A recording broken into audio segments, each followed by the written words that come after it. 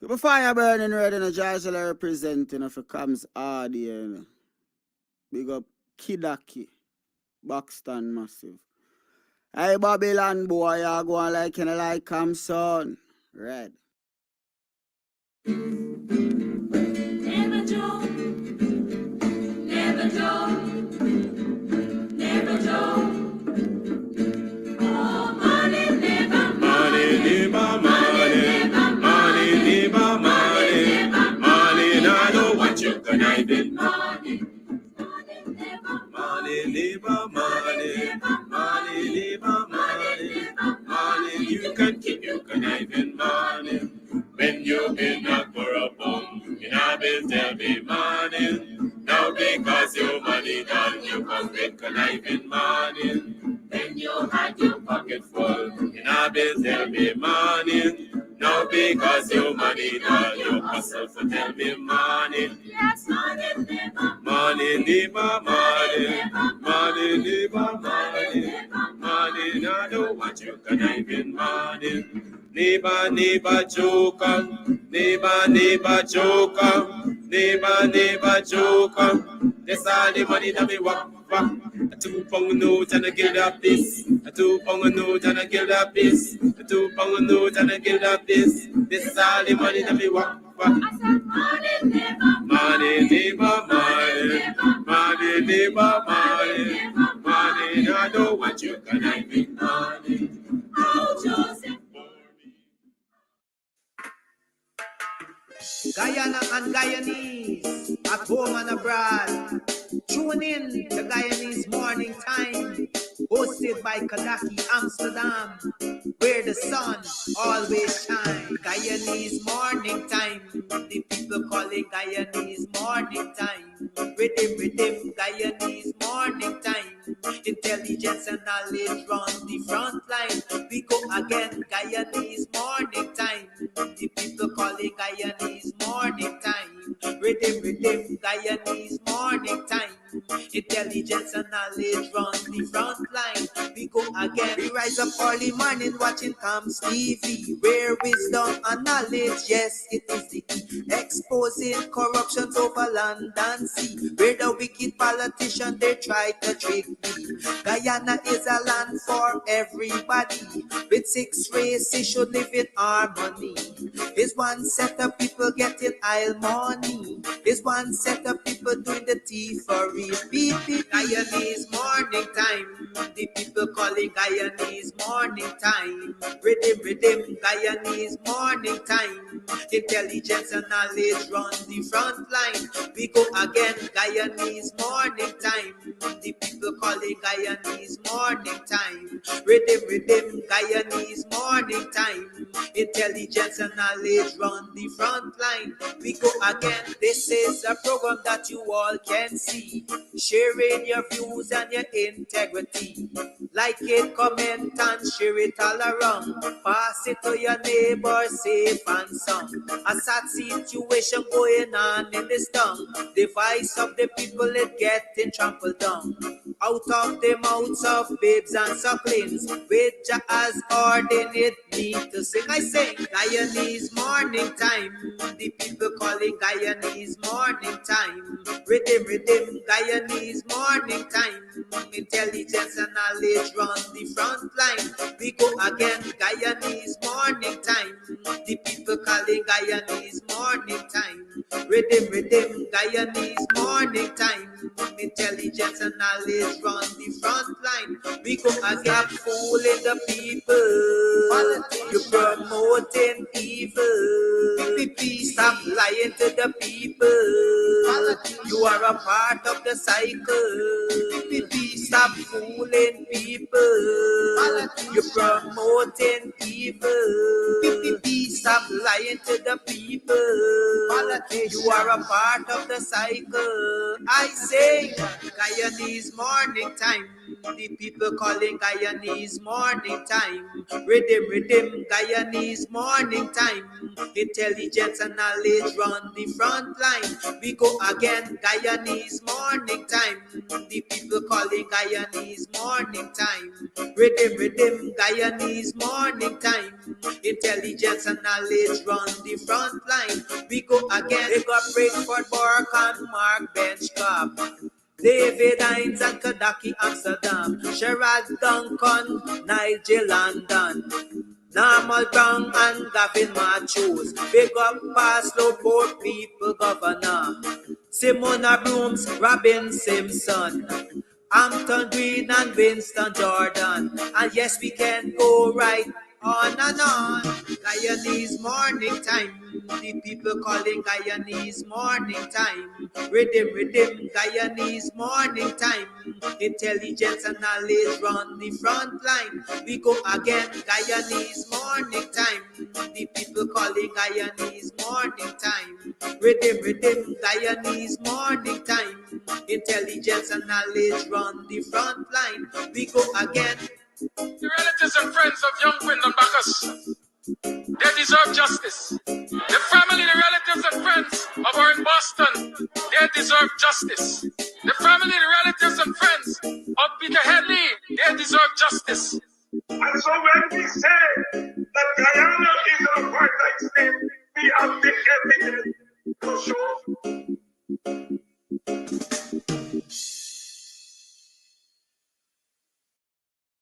All right, so today we are here at Club Twilight up in Buxton, and we are here to talk about all that's going on up here. Trust me, if you are on the East Coast, you're in Buxton, you're in town, you're looking for a place to get away to, this is the place. The Cutters, mwah. Listen, I'll be having some just now again.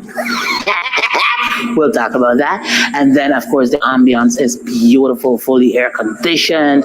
The decor is on point. The music's on point. Everything's on point. It's just me. I need some work. But everything else that belongs to this club here is on point. So if you want to find a nice little place where you can just drive out of town and have some drinks, have some food, you can call, you can order your stuff and just take it. You don't have to stay. Or if you want to stay here, that's what's up. And of course, they have special events for Valentine's. You can rent a hall.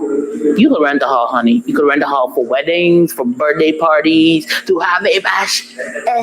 I hope he edits that out. But you know, whatever it is, this is definitely the place to be. So it's on Sideline Dam. You definitely want to ensure that you check this place out. But it's on your to-do list. All right, on your to-do list. This is definitely the place to check out, you know, a really cool, chill spot here in Buxton. I like this. This is, Buxton needed this. We needed this. I needed this. You definitely needed too. Thank you.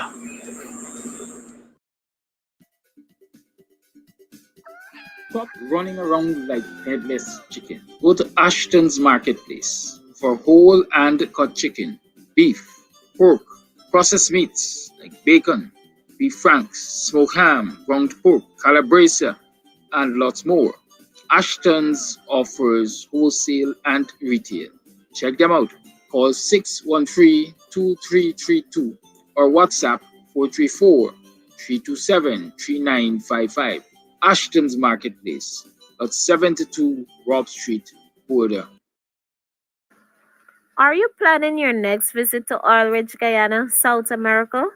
Well, let's accommodate you at Varon's Cheerful Country Manor. With free secured on-premises parking, our beautiful vacation air-conditioned home offers 3 beds, 2 bathrooms, a spacious kitchen, and all modern amenities.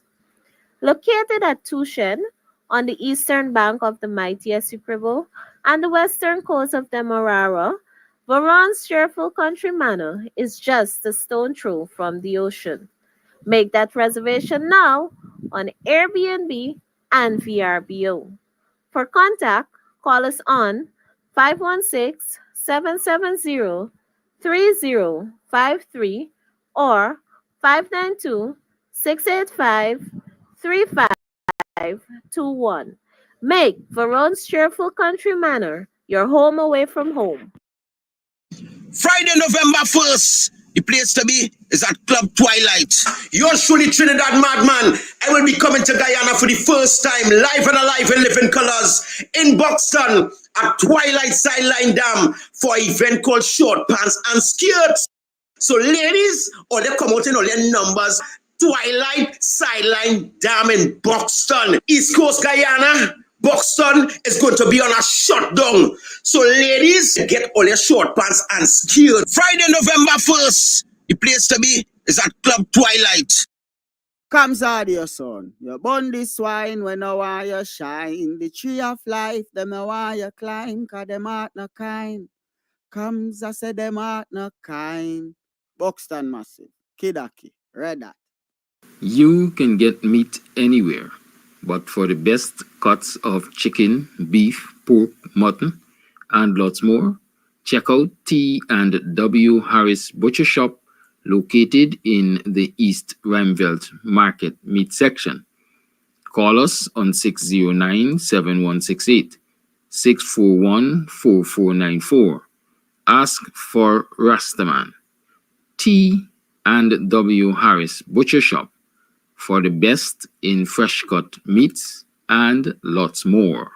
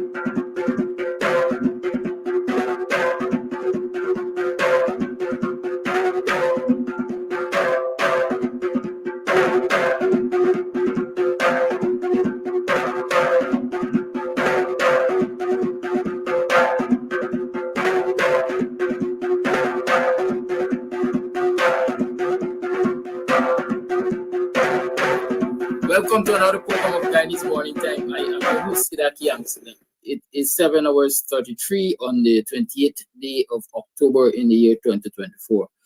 Welcome to the program. I am your host. How have you been? How was your yesterday?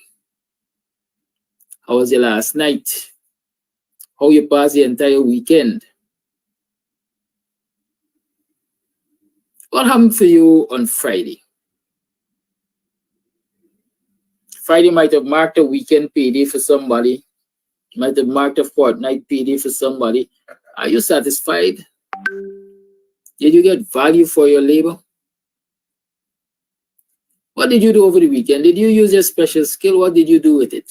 Y'all talk to me. I want mind business this morning. I want to know what y'all doing with those skills that y'all got. I'm continuing to enhance the skills of people in my neighborhood, in my community, people at large. Ever so often, someone will check with me for some assistance, some guidance. I'm continuing to help them to grow those skills and improve on them so that they can really empower themselves. In keeping with that, on the 10th of next month, the 10th of November, it's a Sunday, I'm hoping to have a marketing workshop for those small business owners. Those of you who were at the Business Expo, mark the date. It is likely to be the 10th of November, marketing workshop. You're going to get tremendous benefits out of it. So mark that date. I'm still fine tuning, but we can do it in 2 weeks. I don't see it's not rocket science. It's going to have Mud Club Twilight. We're going to get that space there to use. And I'm still contemplating whether to charge you a registration fee or not, but it's likely not.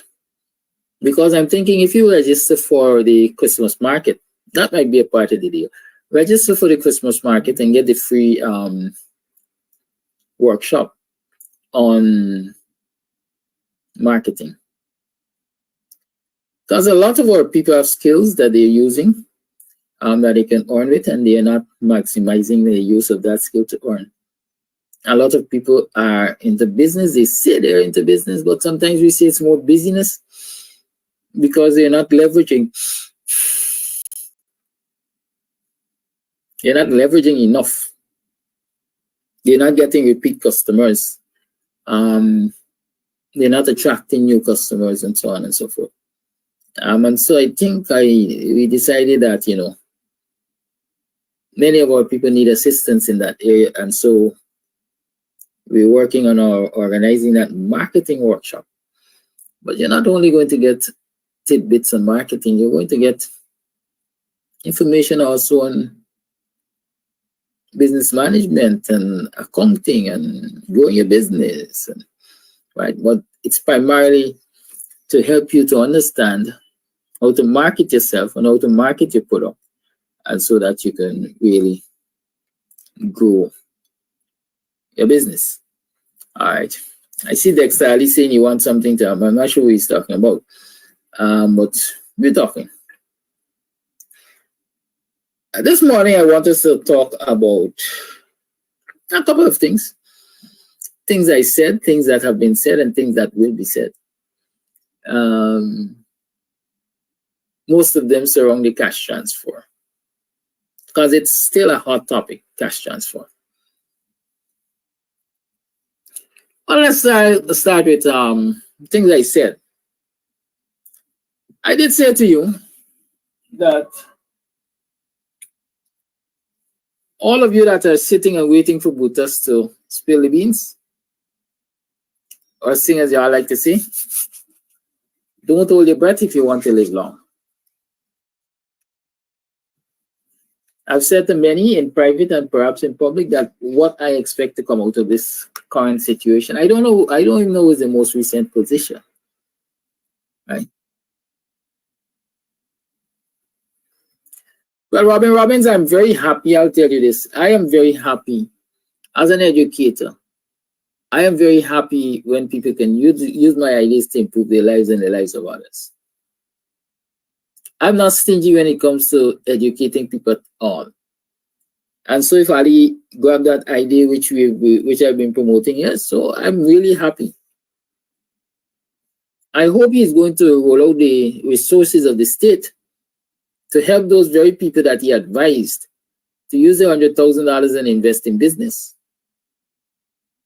to formulate their business plans, to get additional training in business establishment and management, and stuff like that, support services, so that when they invest that $100,000, they can be a success story. More of those who succeed would be a better bragging right for Ali. Yeah.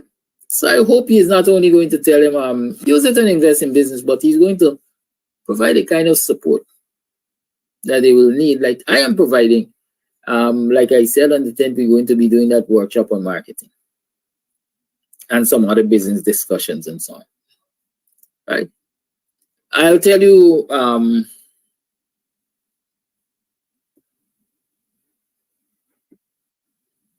I'll give you a sneak peek.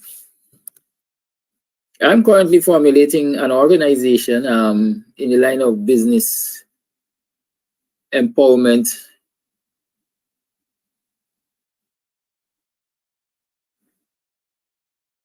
business and economic empowerment, where people can sit and we can have a round table and we can trash out business ideas and so on and help people to grow their business, create sources of finance and so on and so forth. Those are government's responsibility to a large part. But we always say the opposition must behave as though it's government in waiting. And there's nothing that stops an opposition member or an opposition activist from doing the same thing. Behave as though you're government in waiting. Right now, I start behaving like I'm a minister in waiting. I'm looking to implement ideas and strategies that will empower people and lift them out of poverty. As I challenge Ali not to only say, take the $100,000 and invest it. Show the other resources to the people. You have access to them. You have control of them. Good. Right. So I was saying to you, those of you who believe that Buddha's got any song to sing, don't hold your breath because you're not going to live long. My position was and still is, and I'm seeing it unfolding, is that should that Buddha situation really, really blow up, there are many careers at stake, whether it's in the political realm or the public service realm, and even in the private sector. There are many, many careers at stake. There are many people's livelihood at stake. Many people's credibility at stake. Remember, there's a businessman charged along with Butas who offered up to his lawyer to make recompense. Right?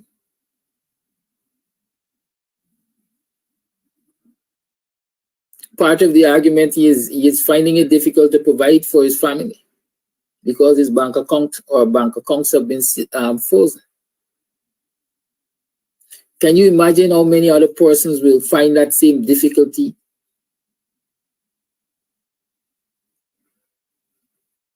If Buddha sinks, if the investigations really take on the size and depth that it ought to, the seriousness that it ought to. Can you imagine how many more bank accounts would be full and how many more people will find it difficult?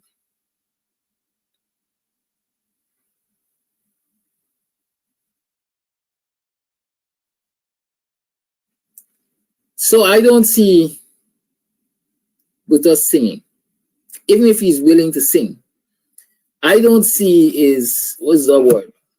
Nemesis, perhaps. I don't see his opponents allowing him to sing. A lot of people are suggesting that they might murder him. Or as we like to, the people say on social media, unalive him. I don't think so. It would be too blatant. So I don't think so. It will be too blatant.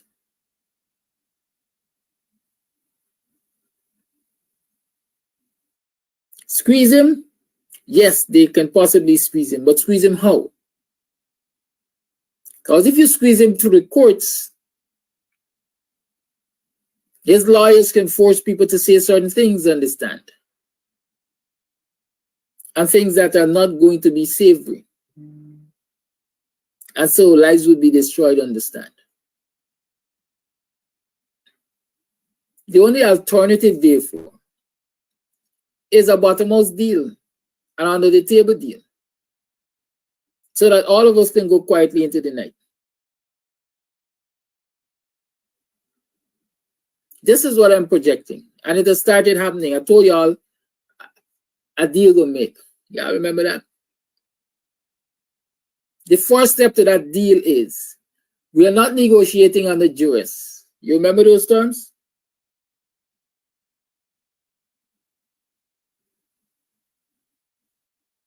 We don't negotiate under duress. And since we got a bigger stick, as in the government, this is what we want you to do.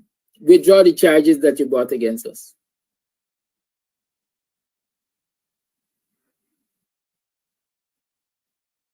Y'all hear me? Withdraw the charges that you brought against us. And so the constitutional matter, if that is what it's called, that Butos had brought against the government for obstruction and for punishment and for discrimination and for all kinds of things stemming from the beginning of that investigation, those charges have been dropped in totality. The case has been dropped in totality. The news is reporting it. That Butas has dropped all the charges against the government. Old people say, and wash your hands, make a come clean. And wash your hands, make a hand come clean. So I'm going to withdraw the charges in exchange for what? Maybe the public is not going to be privy to whatever is being exchanged.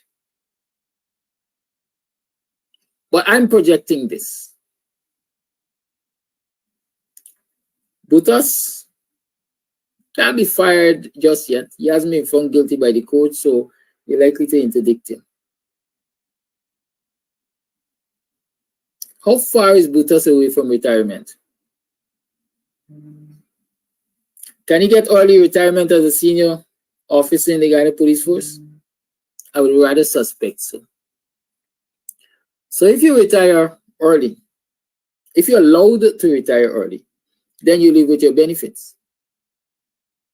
As against being dragged through the court system with all of these 240 charges, with the possibility of at least one of them succeeding, and then you get dishonorably discharged from the police force and you lose all of your benefits. I'm guessing the deal is, I will withdraw the charges. It's likely that the deal goes somewhere along that line. I will withdraw the charges. Y'all will allow me to retire early.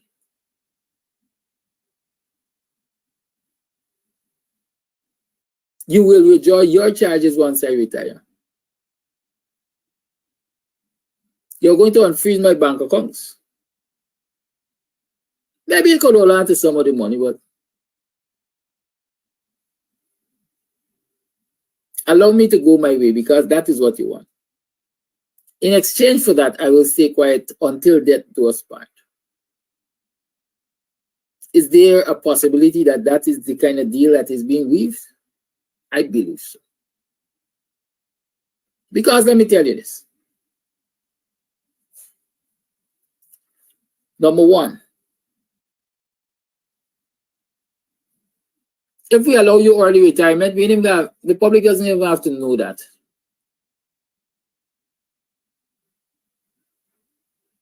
They can go quietly into the night. We could spin wherever we want to spin if we're confronted by the question, what happened to Bhutas?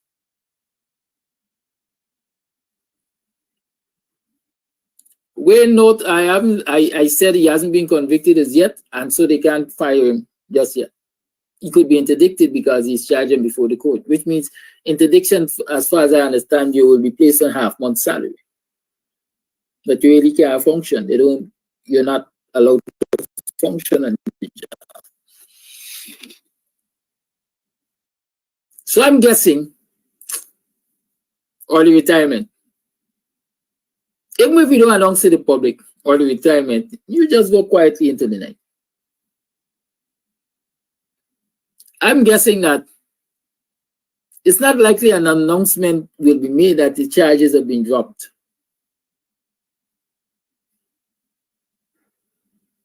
If they decide to drop them, or worse yet, the charges could remain on the books, but the case might never get called. Because at the end of the day, like it or not, I don't care what any Guyanese say, or any person, as a matter of fact, as we usually say, God himself gotta come and tell me.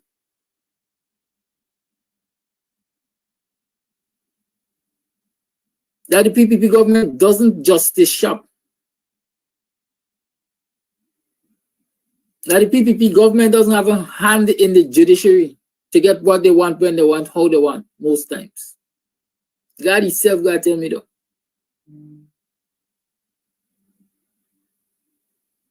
And if you look at when Anil Nandla was charged for those law books,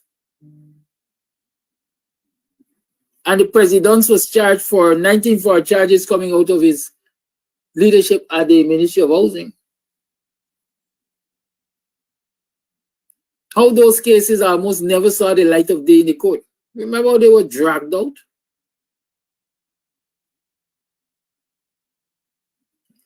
And there was the PPP in opposition. Imagine the PPP in government.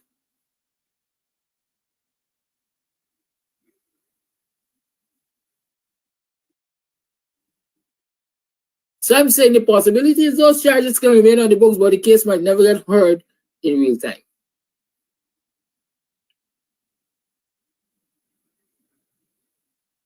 The accused might be given adequate time, enough time, more than enough time to just leave this country and go to other shores. Remember the time of the Black Clothes, when the Black Clothes police was coming under real pressure, a lot of those guys left and went to Canada and the US and so on and so forth. And they stayed there quite a while, and then when things calmed down, they came back. I'm thinking the possibility is this other person is going to be able to leave and don't come back.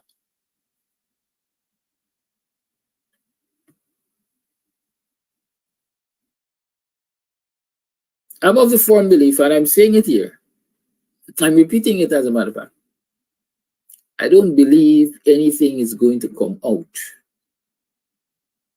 of this matter. Least of all, with us singing and telling the public anything about all of the things that they want to hear about. Because don't forget, aiding and abetting is a crime too. And complicity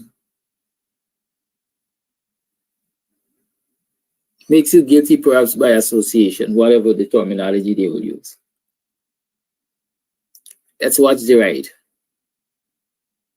and see if I'm calling it right or wrong. But I am betting on me.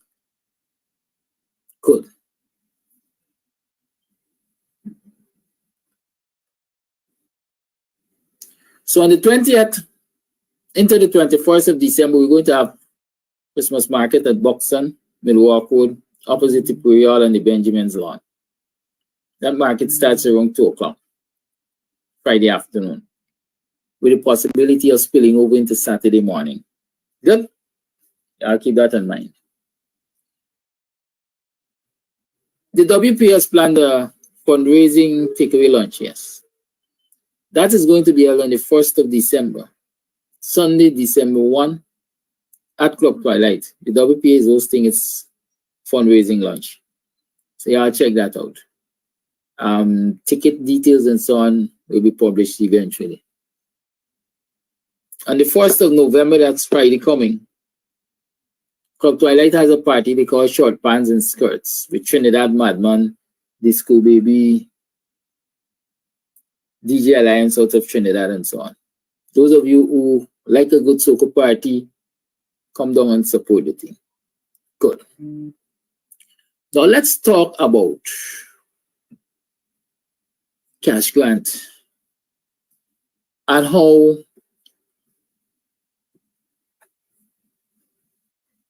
we keep shifting the goals, if I can call them that, for cash grant. I don't know, I'm yawning a whole lot, I don't know why. Y'all could tell me why. Is it that I'm tired? Well, naturally, I think I'm tired. I've up since 3 o'clock. Why am I yawning so much? I lack oxygen. Well, y'all at me. So talk about that. Let me tell you that the Overseas Medical Outreach Team, they are here in Ghana, and they've started working. Where are they currently? I'm going to tell you just now. I know they're coming to Buxton on Thursday. It's somewhere in Borbies. Right now, I want to ensure I get that right for you because by all means, you're supposed to know. If you catch it free and it's good, take it. Yeah, so the Ghana Medical Mission is, they started working yesterday, as a matter of fact, at Borbies High School and Fire Health Center. So they were at Borbies High School and Fire Health Center yesterday. So if you didn't catch them there yesterday, today you can catch them at Rose Hall, St. Francis Xavier Community Center. St. Francis Community Center, Rose Hall. Good. I think anyway they go, they start working at 8. So if you didn't catch them at Borisai and Farish yesterday, they will be at Rosal today and Landligman Health Center. Right, so they will be at St. Francis Community Center and Landligman Health Care Center. Both of them seem to be in Rose Hall. And then tomorrow, which is Tuesday, they will be at Belgium Seventh-day Adventist Church and Myconi Community Center. Tomorrow, Tuesday, the Ghana Medical Mission will be at Belgium Seventh-day Adventist Church and Myconi Community Center. On Wednesday, they are at Mahika and BV Healthcare Centers. Yes, on Wednesday, they will be at Mahika and BV Healthcare Centers. On Thursday, Buxton is special. They're coming to Buxton alone on Thursday. And on Thursday, they will be at the Buxton Healthcare Center. And Friday, you'll find them at the Girls Guides Pavilion and Sapphire Healthcare Centers. Friday, November 1st, they will be at Girl Guides and Sapphire. Now, what services are they providing? They have adult and child wellness checks, blood pressure testing, blood sugar screening, cholesterol screening, vision screening and ophthalmology care, pain management, that is only at New Amsterdam Hospital, rheumatology only at New Amsterdam Hospital, dental checkups at Girls Guides Pavilion. And that is on November 1st. Remember, on November 1st, they are Girl Guides and at Sapphire Healthcare Center, where they're doing dental checkups at Girl Guides. Good. And that is being done in collaboration with the Durban Park Lions Club. So you have it. If you didn't know, you know now. Good? The team consists of both overseas and local doctors. It's like the annual pilgrimage, I want to call it. They always come and they deliver good service and so on to you. So make good use of it.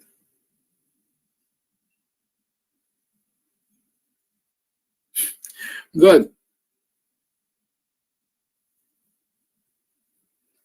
So let's talk about cash grant, I would say. Up to now, I don't know if y'all could wrap your head again around the cash grant announcements. Because first you heard that every household is going to get $200,000 and the disbursement will start immediately. Instantaneously was the word used by the presidents. So within 24 hours of us speaking wisdom on CAMS TV and elsewhere, the presidents came back and said, first and foremost, the Barlet Tyrant came and said, listen, I don't know what instantaneously the president's talking about. Maybe he doesn't understand the use of the word instantaneously. But we are looking at about 5 months before this money is delivered. Good? So it moved from right away to 5 months down the line. And then the presidents came and said, listen, we're not going to be giving it to households anymore. We're only going to give it to Guyanese citizens age 18 and older, and they got to be 18 by the end of January of 2024.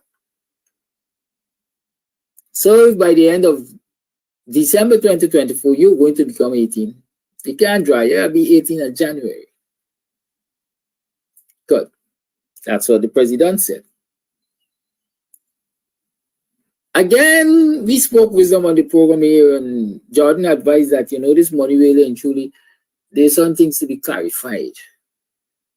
Like you have to be a resident Guyanese to get it. Because they didn't make that clear. And so they left the doors open so that when they start distributing, you can find overseas people flooding in to collect the $500.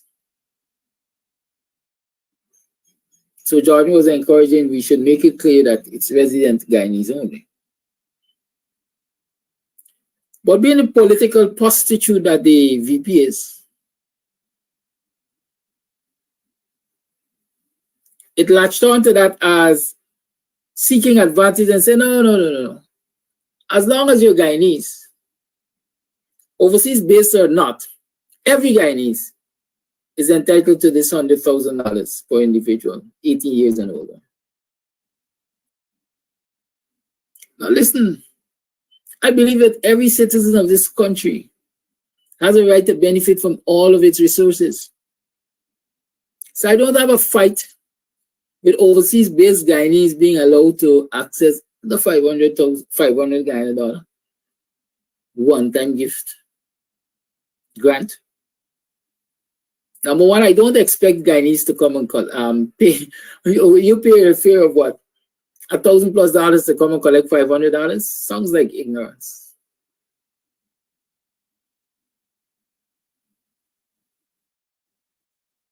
But one has to stop back and ask, what is the trickery here? What is at play? Let's cross-reference. The voters list has not been cleaned of all of those people who live overseas and have never come back here, but have been found to have voted in the last election. So is this a ploy to get them to come home to vote in person?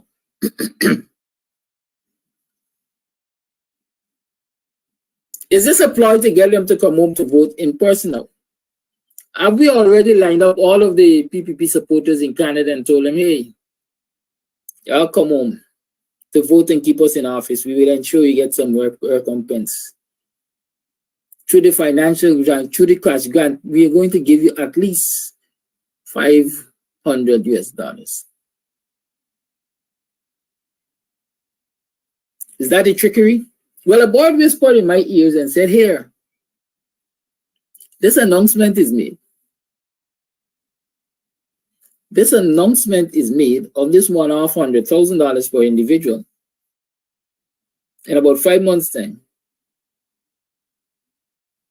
But when it is closer to the election, which is next year, so maybe we're giving a cash grant once a year.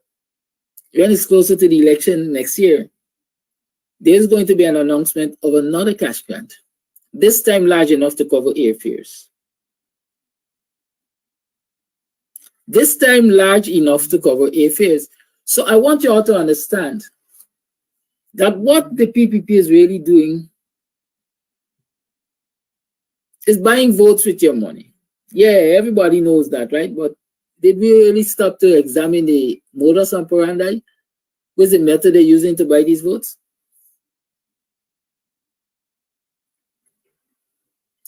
So come next year, we're going to give you a $250,000 cash grant.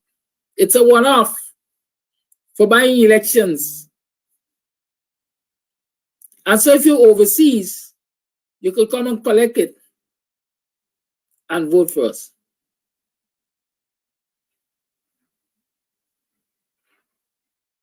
That is what the PPP is about. And that is dangerous.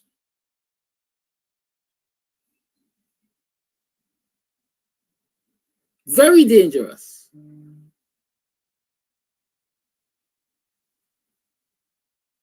Because they're going to use your money to buy favors to pad the voters list or to pad the electoral results. And so you have to be woke, you have to be aware, you have to stand guarded.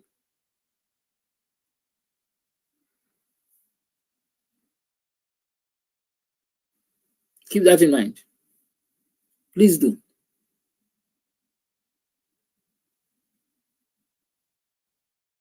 Always look for the ulterior motive when the PPP says it's going to do this or it's going to do that. Here was the other thing. They want to set up the opposition to fall out of favor with the overseas-based Guyanese. Because the first thing a lot of people are going to jump and say, why they got to get? They don't live here. I've heard that argument before. And so you got a tit for tat going on with locally based Guyanese and overseas based Guyanese about who got rights and who got more rights. Don't fall in that trap. From where I said every Guyanese is entitled. Every Guyanese is entitled. However,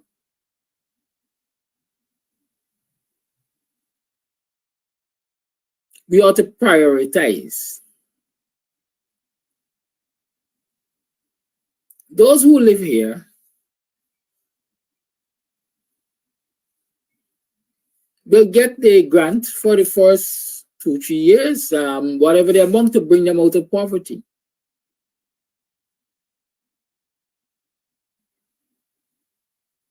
Then we will cast our eyes further.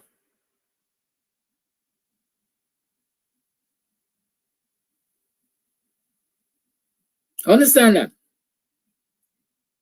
Look after your immediate environs and then cast your net further. But no, it is important. It is important to rope in all and sundry with this payment for the first or second payment so that we can secure a vote from them at election time.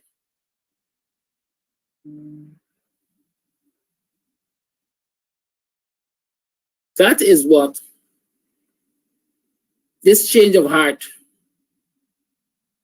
is about in terms of whether households get it, whether individuals get it, whether it's a one-off payment, whether it is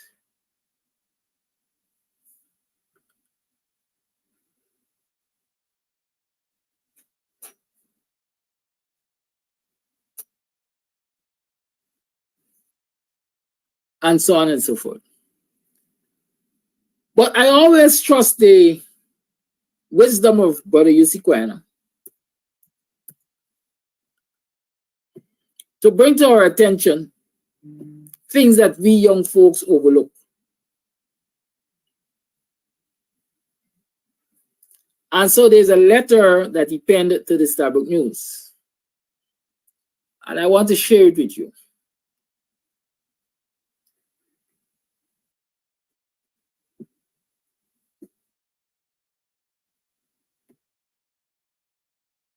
The letter is headlined, "This new financial disbursement should be backed by legislation and debated in Parliament by all sides." Right. And before I go to the letter, let me say this to you. So far, all of the announcements that the PPP has made through the presidents and the vice presidents and all of them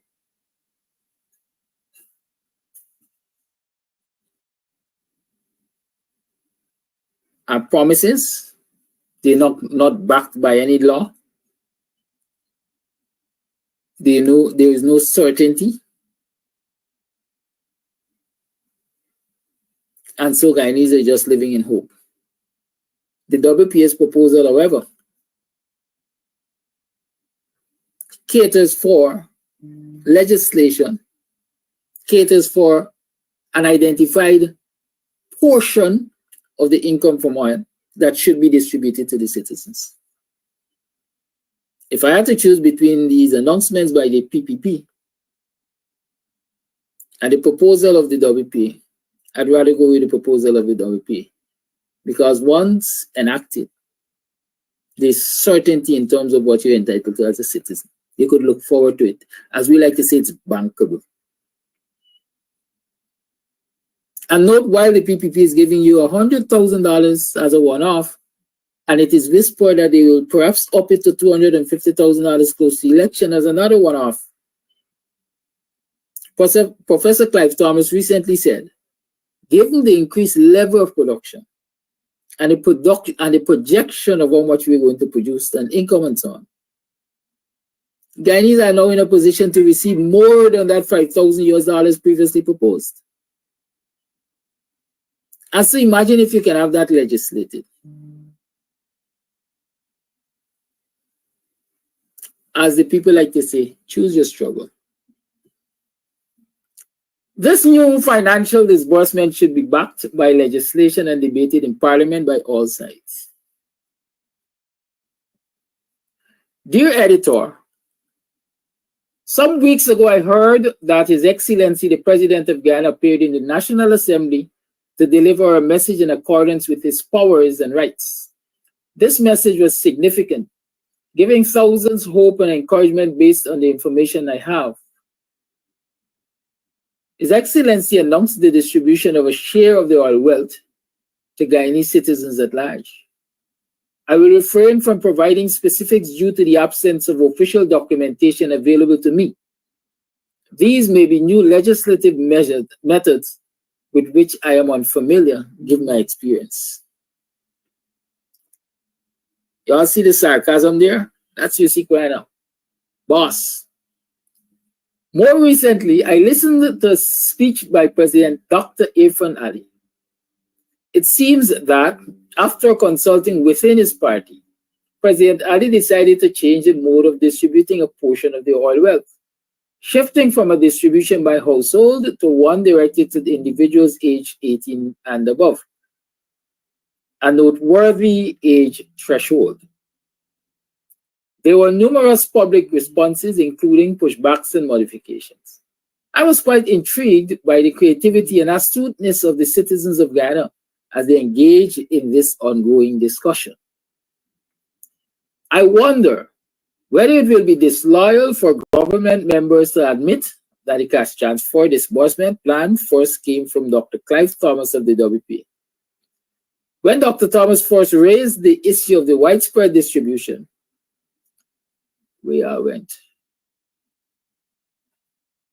When Dr. Thomas first raised the issue of the widespread distribution of oil wealth, it was new in Guyana.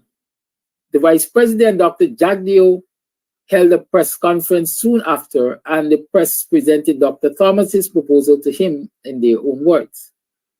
I heard Dr. Jaglio say, quote, I will implement it, end quote. Later, there seemed to be a shift from the position to one in which it was felt that implementing it would not be a healthy move. Then came the other things, like the appointment of the Natural Resource Fund. His Excellency the President made all the appointments. The opposition in the National Assembly chose one person. I'm wondering about this oil wealth, which has been assigned to something called the National Resource Fund, with its various departments and personalities, even though they don't have a place to meet. For example, how could money from that fund be disbursed even advantageously to many without a piece of legislation? This is a new way of government. It is so transparent that many people see through it onto a possible snap election.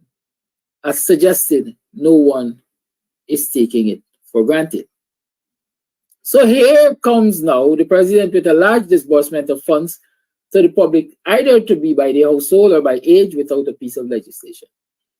To some of my generation, not brainwashed by the British, but growing up in the tradition that Parliament is the controller of the public purse, ultimately, this is an amazing development. Not a piece of legislation. How will the Auditor General pronounce this distribution when it takes place? I have my suggestion for doing it, but I'm not including into the Guyanese conversation. I'm not intruding into the Guyanese conversation. People on the spot or in touch with what is happening can get information instantly, as I now cannot. I'm not trying to bring my notions into play in this issue. I'm just saying that this is a new financial disbursement and should be backed by legislation and debated in Parliament by all sides to continue the official debate.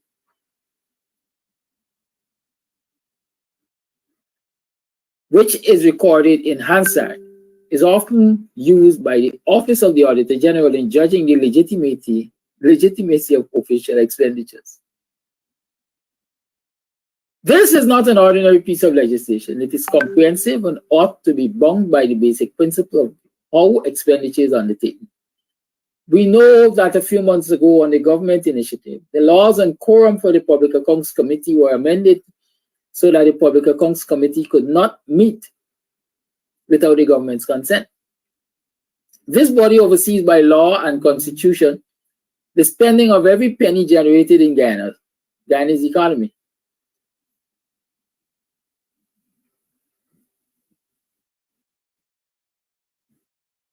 I got lost.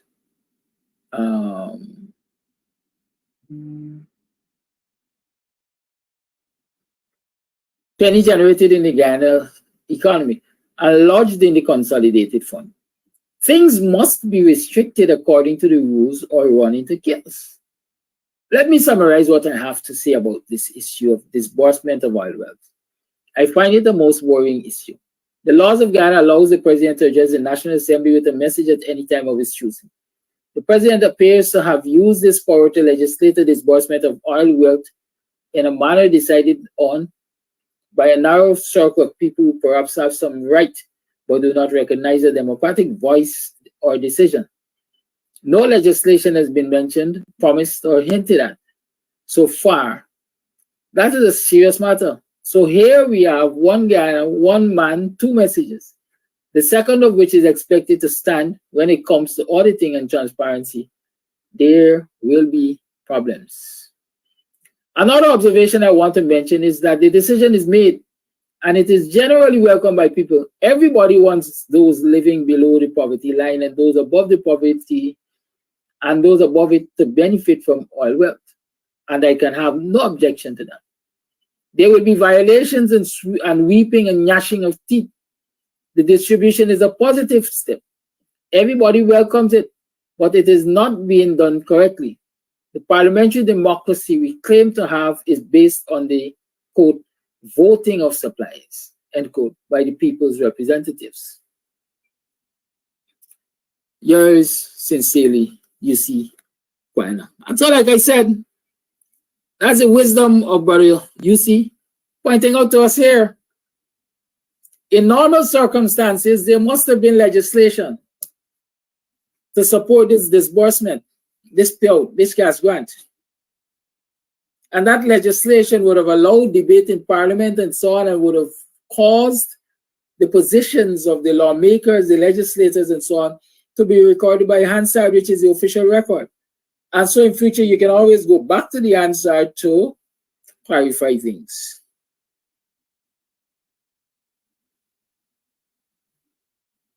But as fate would have it, the PPP doesn't believe that they should go to the National Assembly to debate anything on this issue, much less have it legislated.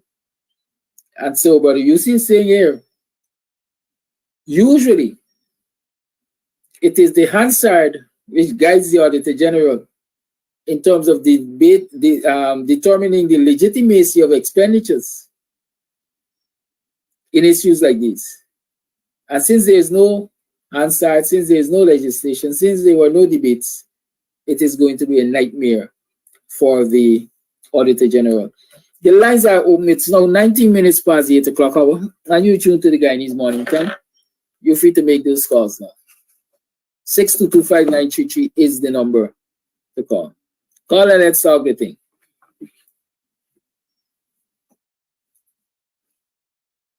I'm listening if you're calling.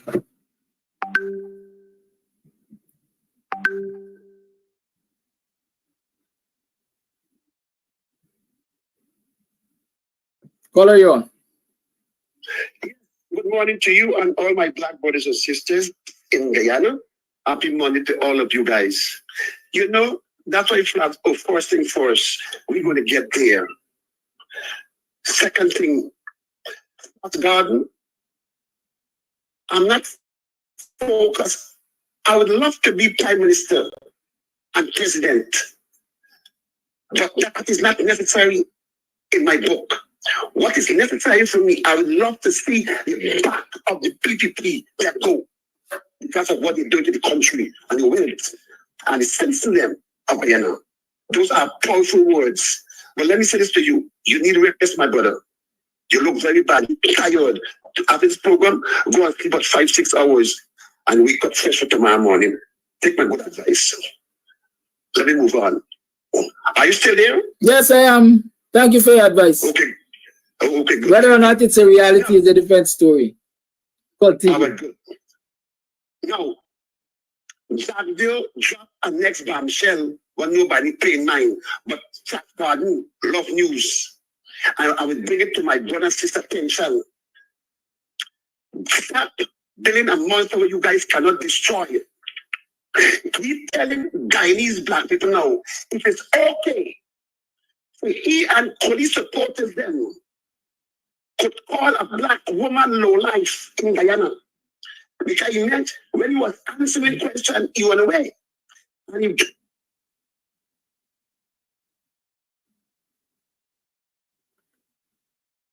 As usual, I think we lost Flash Jordan here.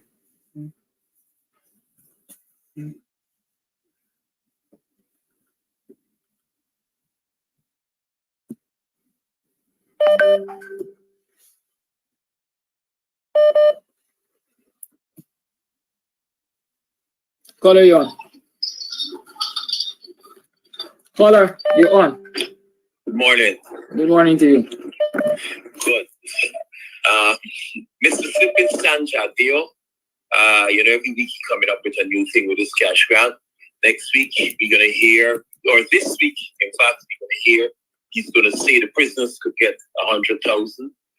And the following week, you're going to hear all the homeless could get 100,000. And I don't know what you're going to do coming on to the other weeks and the other weeks. But Mr. Flippin Sand, this is what we call him. Do people know the Norwegians got a serious sovereign wealth fund, whereas each Norwegian, it's called a pension fund, gets like $300 and something thousand, and their fund could run as long as 300 years. And as Mr. Guyanese said, we need legislation. And it's because of the people that get legislation and proper management of the money. That a man just ducking the hand there and taking the money and throwing it willy-nilly. Norwegians in and out of Norway gets money. And it's going to last generations to come. Good, that's one. Number two, the new way of kickbacks is by gold, right? If we check our gold declaration has dropped, these guys realize, ministers, etc., realize that the people is on to them with the cash money that they're giving.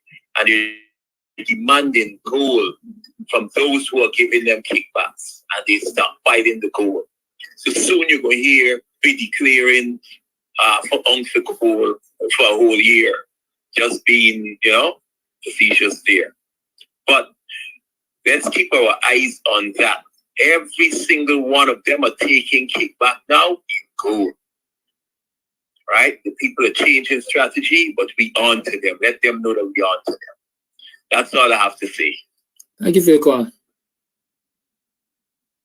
The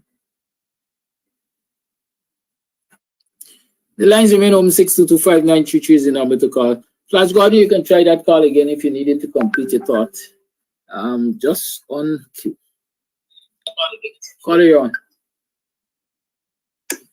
Yes, I will. Now, I was saying Jagdo dropped a bomb again. And we black people is not taking on it.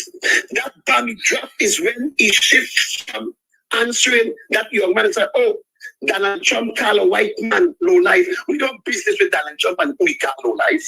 We business to respect us as human beings and stop putting out words out there and encourage calling people, your supporters them, and everyone, other people to call our black woman low life. And black people have to put a stop to that. The husband, I blame him all the time. He did not put a stop to Jagdo for calling his wife, and now Jagdo repeat it again. But low life, I take it serious. Don't mind me not living there, but we got me more than sister than I miss living there.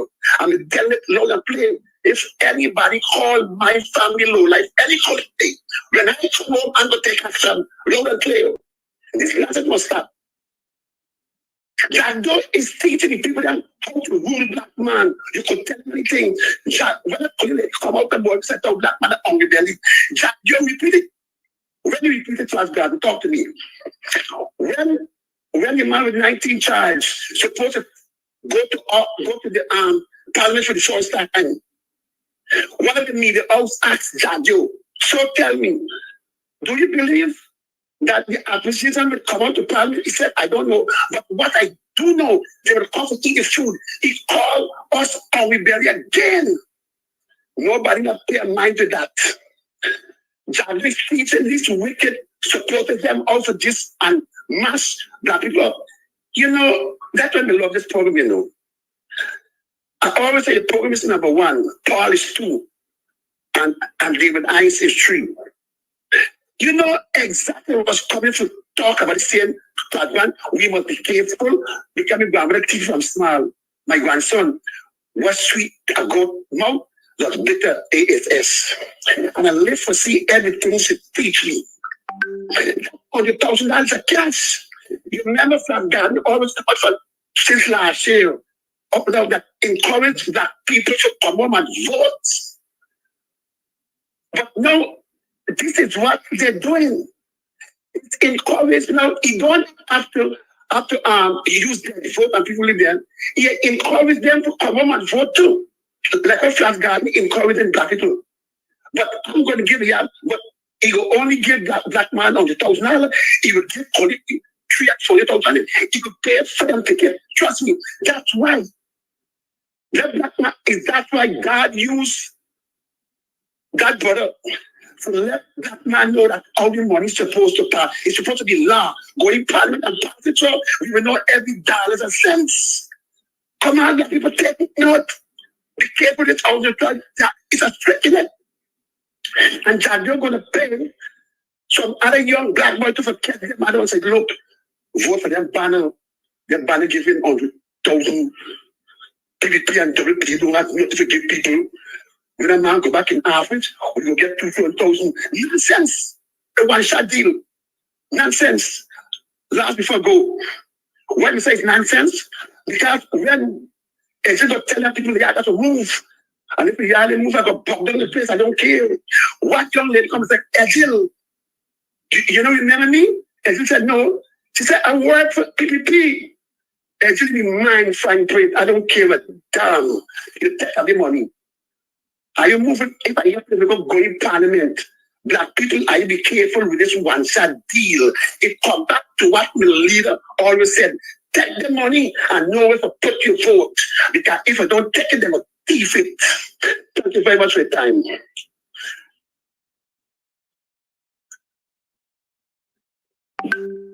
Hello? Yes. Thank you very much for your time and take a rest.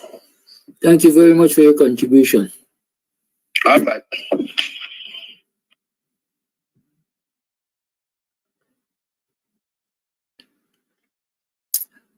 All right, so the lines remain open. 6225933 is the number to call. It's now 8 hours 29 on the 28th day of October in the year 2024. All right, with all fairness, let me tell y'all something. I know. I need rest, but I can't rest today. Oh God, it is a dreadful day. My plan was yesterday. I planned to drop everything and rest. Yeah, yesterday I said to a friend, I ain't cooking, I ain't walking, I only eating. But it didn't turn out to be that way. I had a rough day yesterday. Yeah, I had a rough day. I had a tall day, so much to do, and then of course I had to go down and see if I was going to win $1 million on the PNC bingo.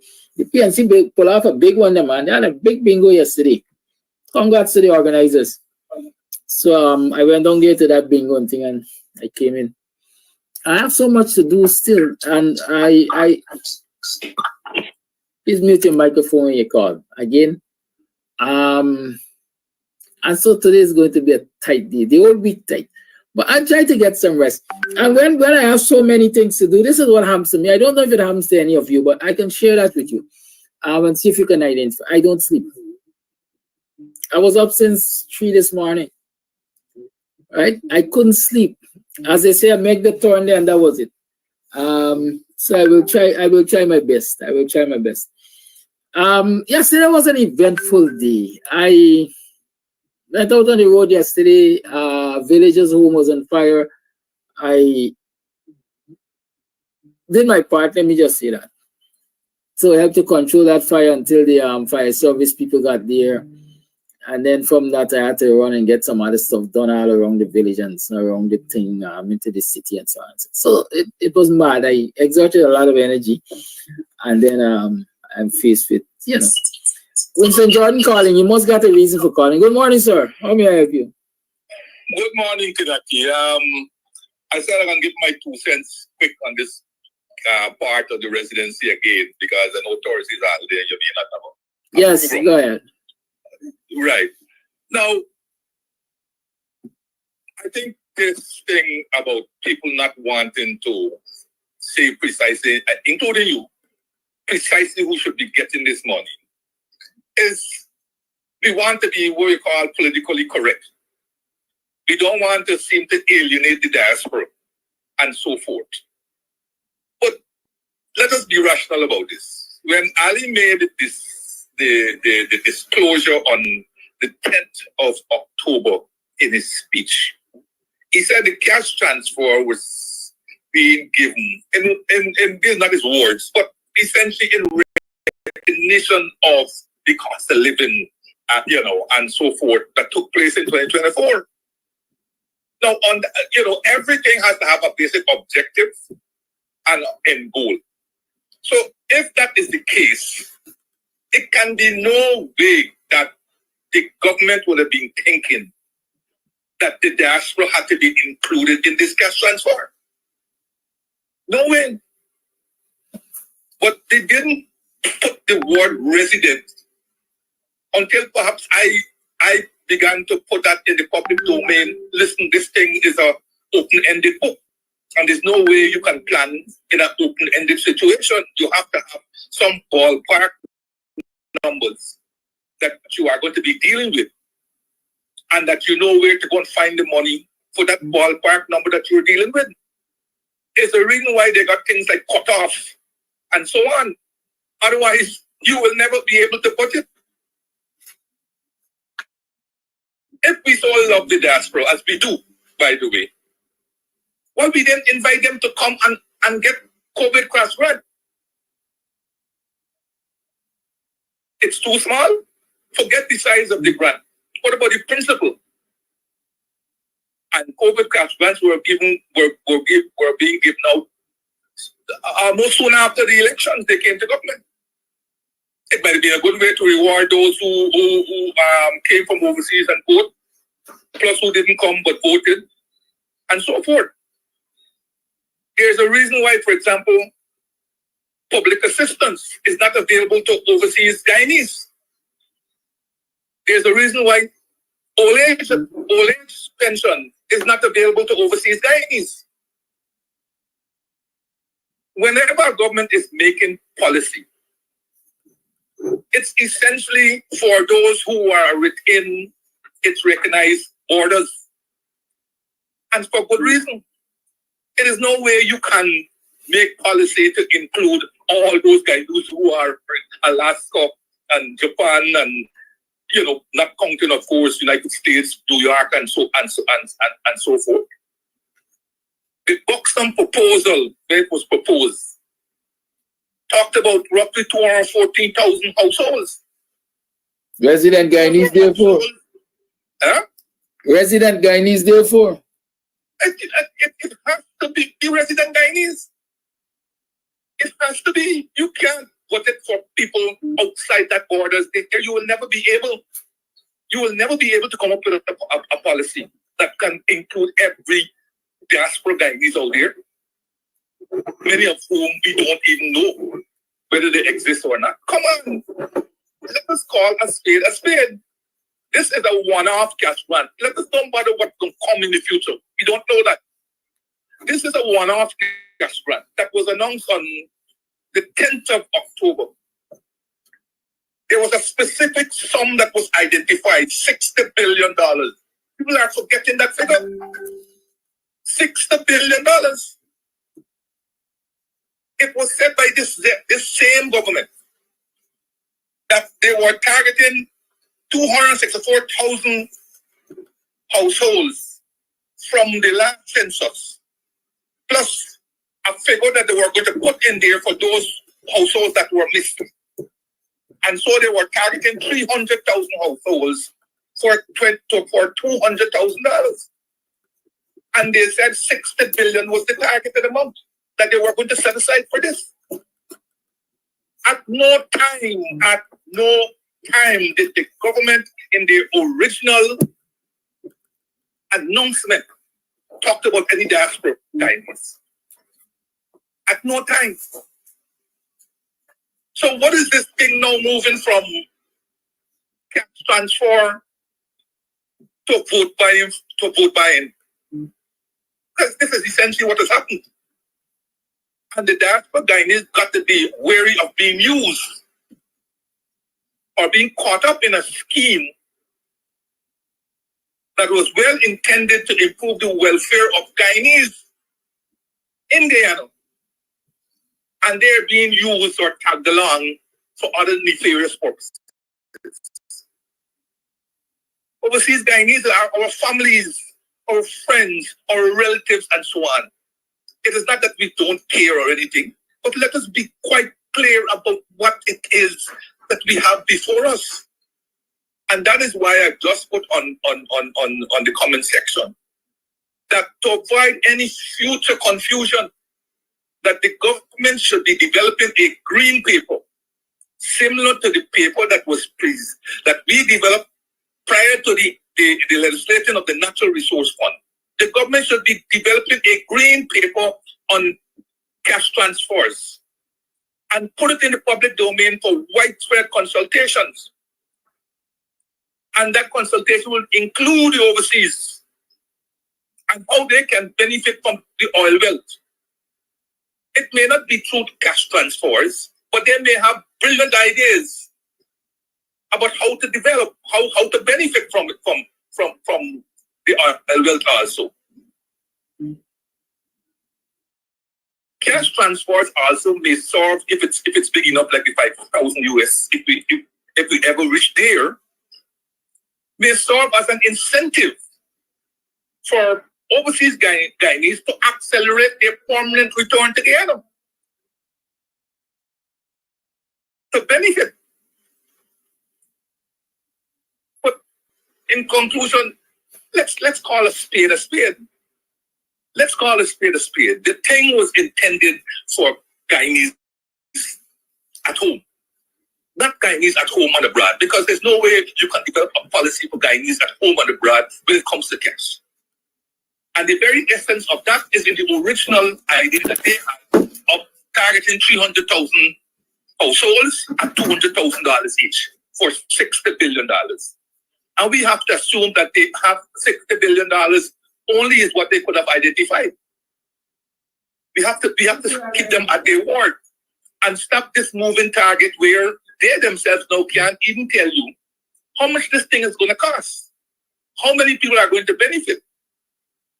And let us not also be sidetracked. We're talking about people who live in New York and Canada, England, who are not going to come back and pay $1,000 fare and so on. That may be so. But what about people who live just across the pond in Suriname? Last time we checked this out, got about 40 to 50,000 Guyanese in Suriname. They could just get a canoe and paddle across. Or what about those who are in Brazil? They don't even have to have a canoe. They could just drive across. And there are about 12 to 15 to 20,000 Guyanese in Brazil. And what about all those Guyanese in Venezuela? Who's still there, notwithstanding Mr. Man's over there nonsense? They're still there. They can just come across the pond and collect and then run across that. And about Trinidad, they're next door. And Barbados is close by. And Suriname right down there. I just don't talk about Suriname. They got about 45,000 to 50,000 Guyanese over there. Right.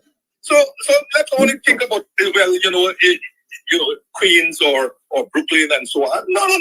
That those people may not come because they're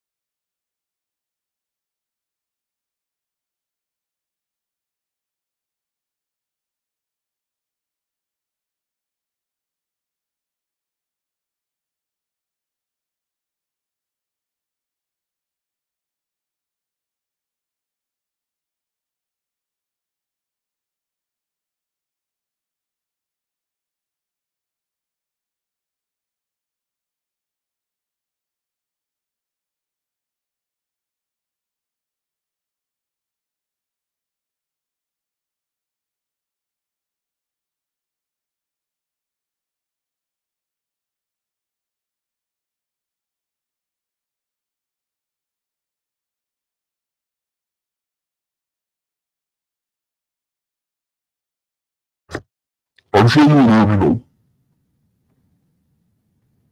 Hello?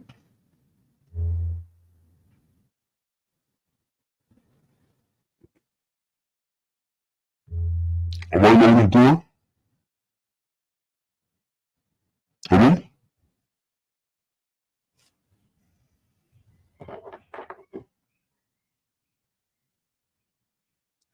Somebody say something now.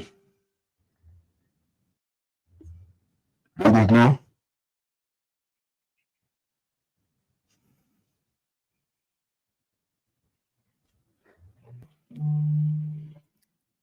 I'm checking sound check.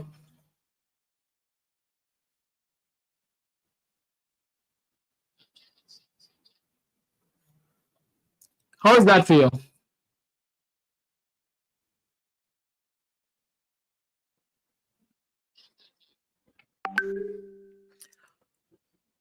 All right, good, thank you. You know, life is about changes. I'm really working. I'm really working for the first time with a device that has been gifted to me by one of our regular viewers, and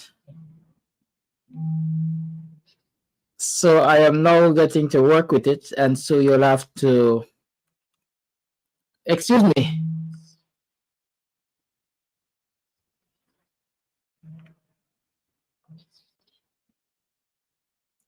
Good morning.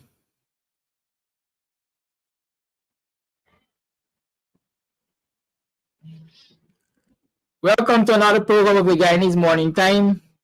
I am your host, Kidaki Amsterdam.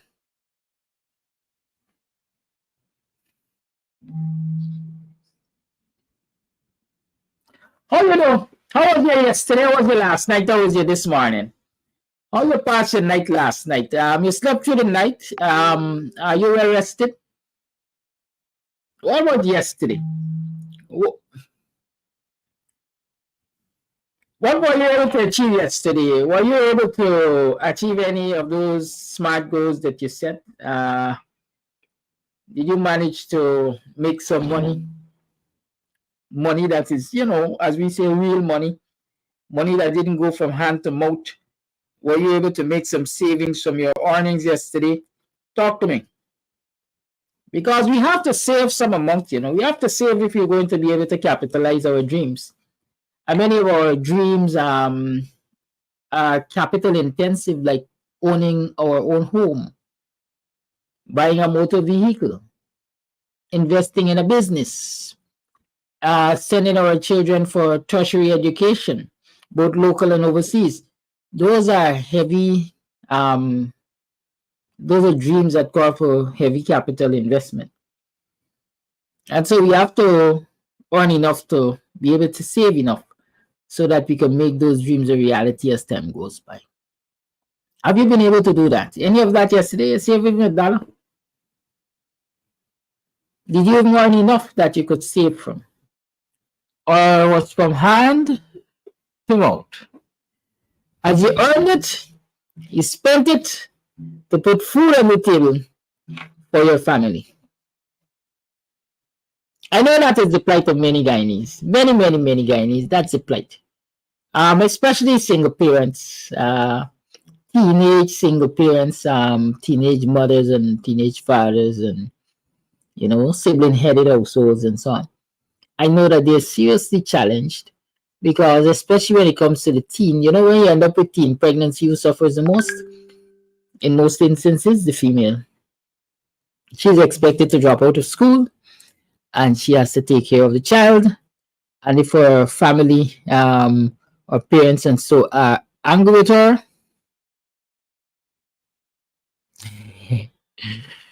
nice work, I like that one. If her parents are angry with her, then obviously she gets ostracized and she has to fend for herself. In most instances, the boy is remaining at school, or if he was not at school in the first place, he's still living his merry life, and she got to go through the strugglation. So she's now tasked with rearing a child or two without having matriculated, without graduating from school, and so chances of employment, or gaining employment that will allow her to earn the highest possible income are far reduced.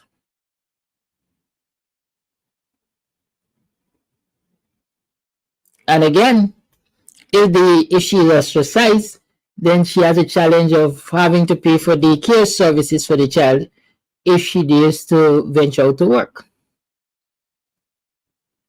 And the meager income which she is likely to attract is not enough to pay for daycare services, is not enough to pay for rental, is not enough to provide 3 square meals, as we like to say, of great nutritional value.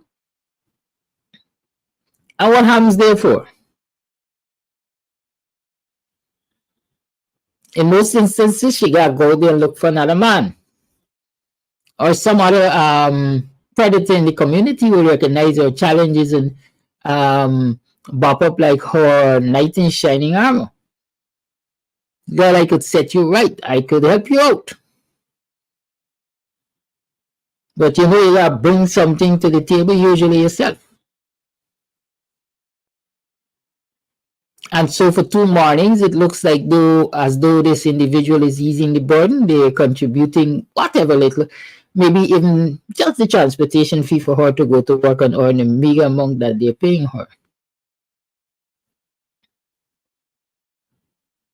Or just a top up every now and again. To ensure she gets a little sugar and milk and so on for the baby or the little child, toddler, whatever. And whoops, because I helping you out and I providing for you, I easing your burden, then I call the shots.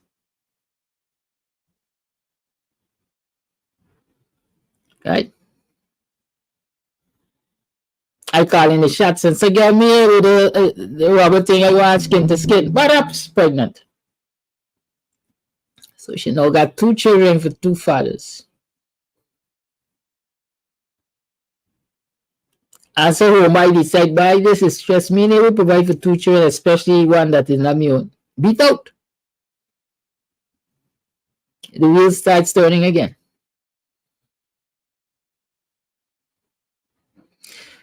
And a lot of our policymakers, when they make policies, they don't consider these things, you know. I'm being very serious. They don't consider these things. They look at the perfect family. They look at the perfect household. They look at the perfect individual situation. Very rarely do they take into consideration the anomalies, as we might call them, the outliers. But I think single parentism is perhaps more the norm now.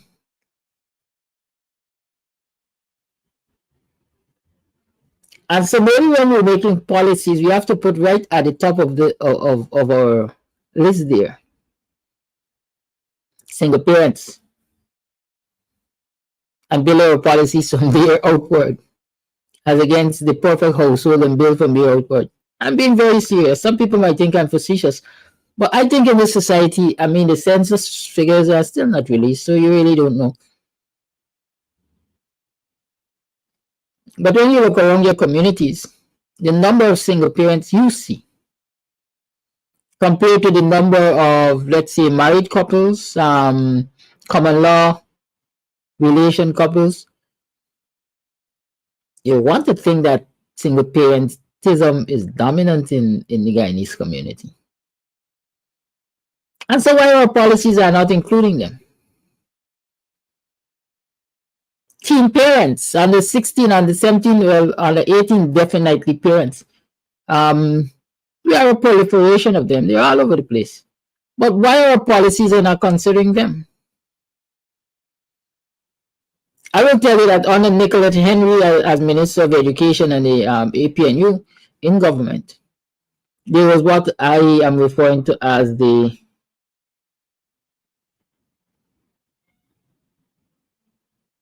second chance education opportunities. Those problems were recognized, and I think the ministry adopted a policy that if a child, a female of course, were to become pregnant while at school, after delivering that child, after making that child, that baby, that individual could return to schools. I can't remember if they could have gone to the same school that they went back to, or they had to choose another school, or there was a special arrangement with some other schools for them. But I know they could have gone back to school. Not forgetting they were the night schools and so on, and the child care centers and so on. And so one can argue that those policies were considered, or those situations were considered when the coalition was in government. I wonder what obtains now. Because I know prior to that, You're pregnant, you can't go back to school, nobody got time with you. You're pregnant and you're a single parent, you are battle your canoe. You have to find money to daycare for daycare and everything if you want to go out and work or if you want to go and continue your education. Especially if you've been isolated by your family, ostracized by your family. And so when we are talking now, because the big thing in the area is cash grant. And we are talking about cash grant for individuals age 18 and older as of January 2024. Have the policymakers stopped to consider how many citizens of this country will be disenfranchised as a result of that policy? First and foremost, why do I have to penalize because I'm turning 18 later in the year when you're giving out the money? As a matter of fact, and this is where policy and considerations come into play, and it's necessary to go through processes to arrive at policies. When is this money going to be given out? We don't know. We're hearing 5 years down the line. Who's this person calling? What are they calling for now? We're hearing 5 years down the line. 5 months down the line. 5 months down the line is past December 2024.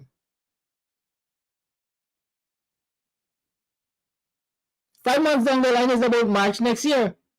And so if this money is going to be paid out March next year, why do I have to be 18 before December 31st of 2024, the year prior?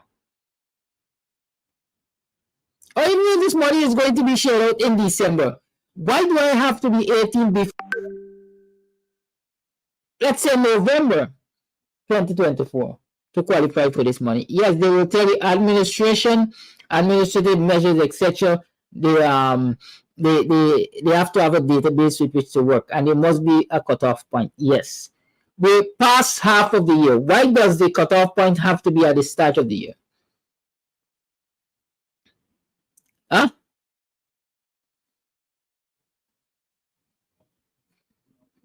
Talk to me. Why?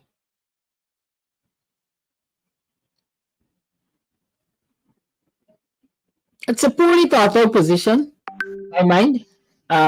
It would appear as though it's a position to penalize people for what I can call it growth.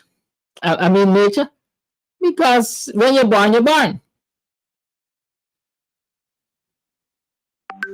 But come to think of it, if we're saying that this thing is going to be rolled out in another 3 to 4 or 5 months, why do I have to be 18 at the start of the year?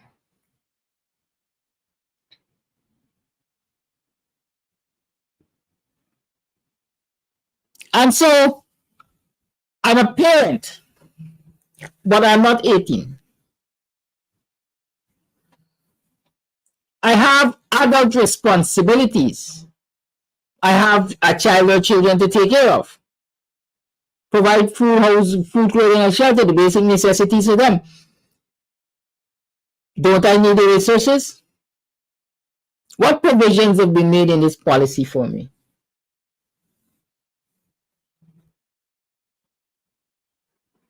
Huh?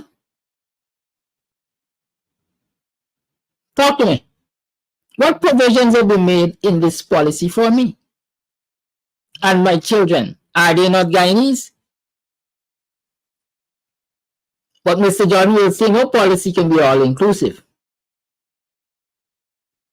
But I will argue that a policy can be as inclusive as possible. As inclusive as possible. So why aren't we catering for single parents who are not 18? Why are we not saying you must be 18 by the end of the year? Why don't we say that every citizen, every resident citizen will get this cash grant?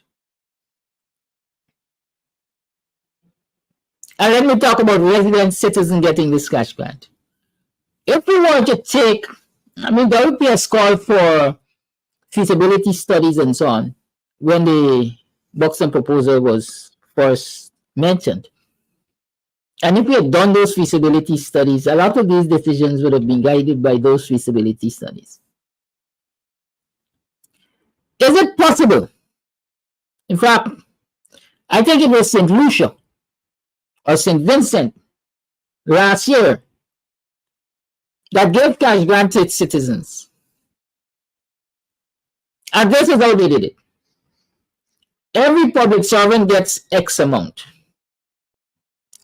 Private sector workers get Y amount. Adult citizens, unemployed get W amount. And children get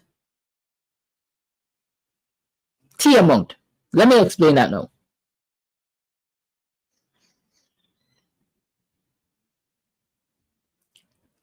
Okay, so I'm told that I'm loud, but my voice is not clear. I tell you, I'll try with a new thingy. What can I do with it? I don't know. But are you understanding me? That's the question.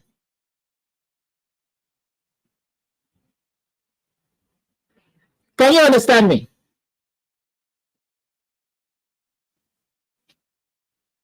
If you can understand me, then let's work for it for tonight, for today. I'm afraid if I disconnect it now, it might become more problem than we have right now. But it's a little muffled, but it's minute over though. All right, we're talking. Let's continue to talk. Yes, if those feasibility studies were conducted, we could have been guided. And for me, every citizen can benefit from this cash grant. Let me explain how. Newborns, toddlers, school-aged children get an early savers bank book. Regardless of what name you want to call it, that's up to you. But they get a start in life. The Guyanese, these monies are coming from the natural resources, they get a start. Do we give them $25,000 each? Do we give them $10,000 each? Do we give them $50,000 each? Feasibility studies and pilot studies and so on can determine how much they get.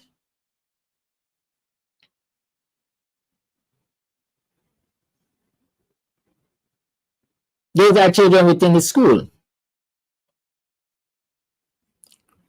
Individuals between X age and Y age not in school, Y amount. Individual between X age and Y age not in school but with children or family, X amount. Then you go to the hardcore adults, 18 years and older. This is your amount. One will argue that pensioners have a different basket of needs. We fashion an amount that can adequately assist pensioners because they have a different basket of needs. And pensioners, old age people, they don't, they have the normal person, they got to cater for medication and all kind of thing, Vicks, Vigpro rub and arthritis rub and all kinds of medication. Their expenses, living expenses, as far as I'm concerned, increases. The living expenses increase exponentially as they get older. I might be wrong, the specialist could tell me what I'm wrong or right, but from where I'm sitting, when you get a certain age, you gotta get a pharmacy in your home. And that's expensive. So if we do the necessary feasibility studies, the possibility is we could create policies and structures that will ensure every resident citizen of this country benefits. I'm saying every resident citizen of this country benefits because let me tell you something. And this is life's reality. Resources are not infinite, they are finite. The money that we will get from the sale of our oil and natural resources can be so much and no more. We, since I was a boy, I've been told Ghana got about 750,000 persons living within its border. Some might argue now we maybe are about 800,000 persons living in the borders of Ghana. If you have 800,000 resident citizens, in the same breath, I'm told that there are more diasporan Guyanese than they are resident Guyanese. If the argument now is that the resources do not permit appeal to every resident Guyanese, how then will we include non-resident Guyanese? Where are the resources going to come from to sustain it? Because part of every policy we must consider sustainability.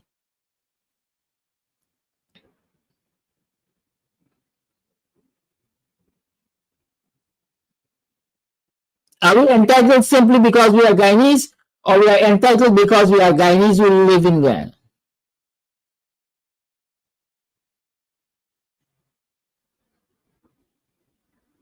How do we know the living conditions?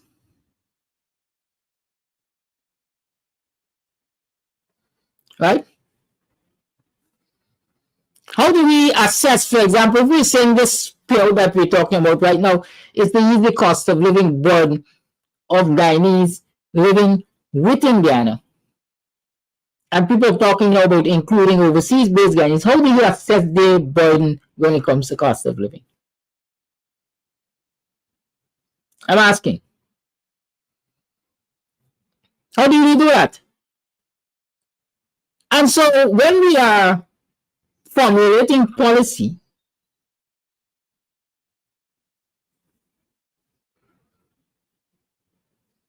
we have to look at practicality. We talk about setting goals and they must be smart and they must be achievable. When we set policies, policies are goals.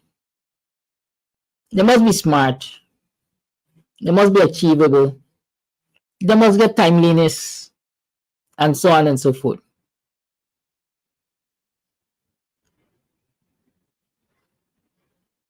So is it a three-card trick?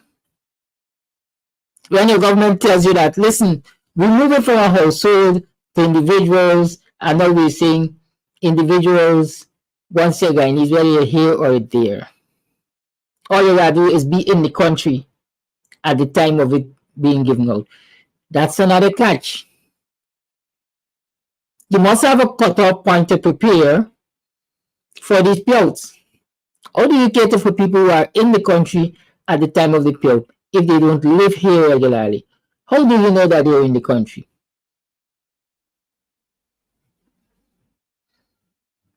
How do you know how many of them you have to cater for? Because I might decide tomorrow morning, or a whole plane load of us out of Canada or the UK or USA or somewhere might decide when the payout starts, we're going to turn up the next morning by chartered flight.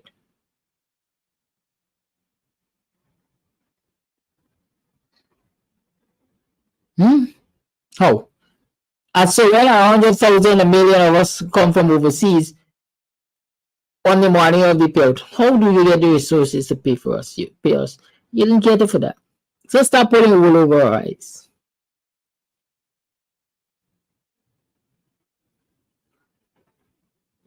A lot of people are saying, let them pay by individual. We're going to get to find out how much others they really got in the country. You actually believe that? The PPP pads everything. And they will definitely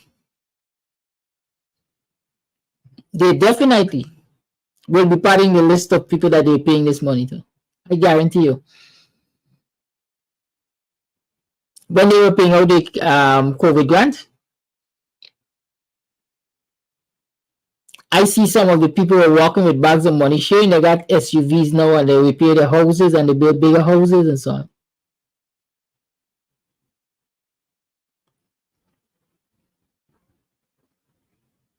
We're going to see more of that.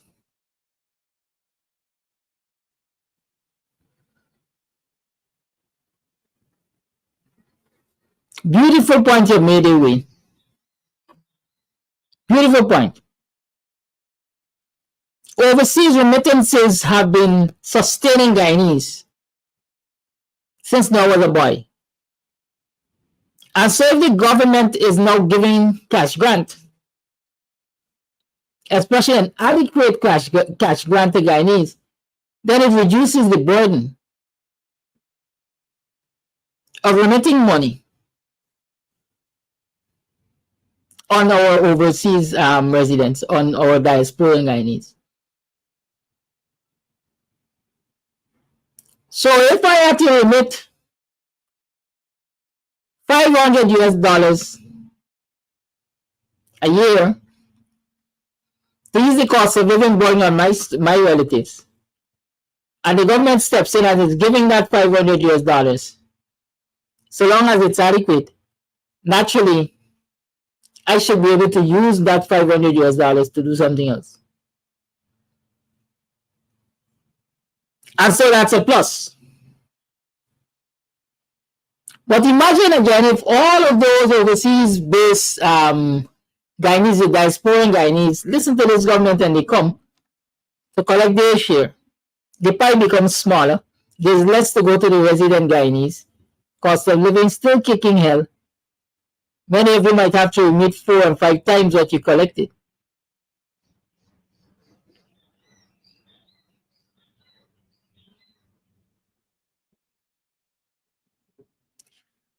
So let us help our government to suss out this thing and come up with policies that make sense, policies that are doable, and then legislate so that citizens have an assurance that this is what the law says and this is what I can expect. This is what I ought to expect. Not citizens living in hope that the next politician will feel generous and number one, continue the payouts, or number two, increase the payouts. Things like these should be guided by law. You see, Guyanese letter indicated to us one other reason why it should be guided by law. That is what provides guidance to the Auditor General when it comes to examining the spending of this money. I noticed the former Auditor General is saying that the current Auditor General did not examine the legality of the, what we call it, supplementary budgets. 2023 audit report silent on whether government met legal criteria for 6.6 billion supplementary budgets. Former Accountant General, right? Gulsaran, Anand Gulsaran.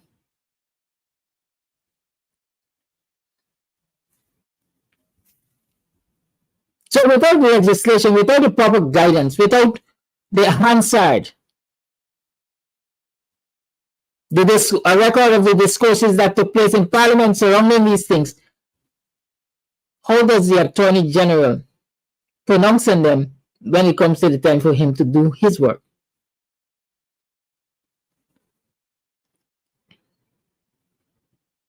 That is what we have to do. Insist that cash grants be formulated into proper policies and legislated. Because when that happens, then we have a bankable asset, because every citizen now has this money as an entitlement, a specific amount.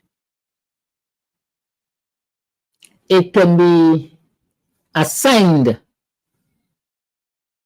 to a particular institution, whether it is being paid monthly, daily, weekly, yearly, fortnightly, whatever the period, it can be assigned to a particular institution, especially financial. I see in the US, for example, when people win certain awards, you have the option of collecting the money as a lump sum, or they can collect it in monthly payments. If our cash grant is legislated, then that too might be an option for Guyanese. Can I collect all of my money one time to buy a motor car, for example? It might cost me 10% less. Or can I apportion my money monthly to pay this car dealership so I can get a car? Those are bankable assets, if legislated. If not, it's a guessing game.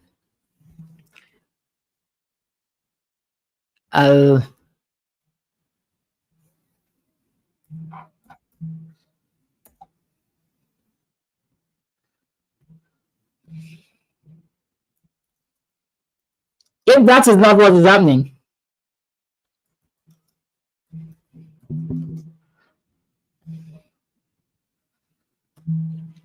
then this is what is definitely happening.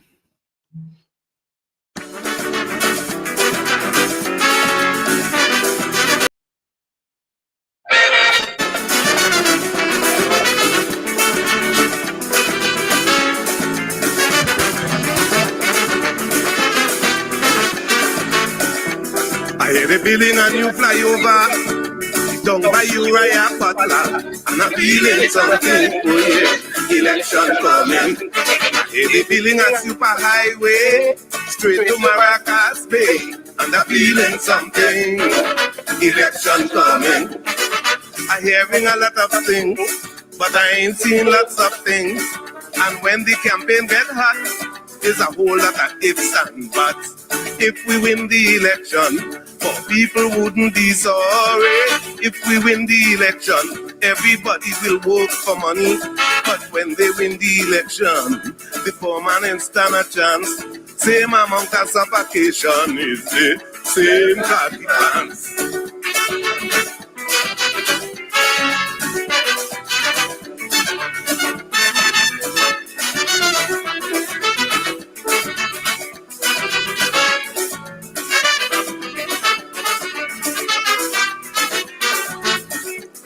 Fella told me a little secret.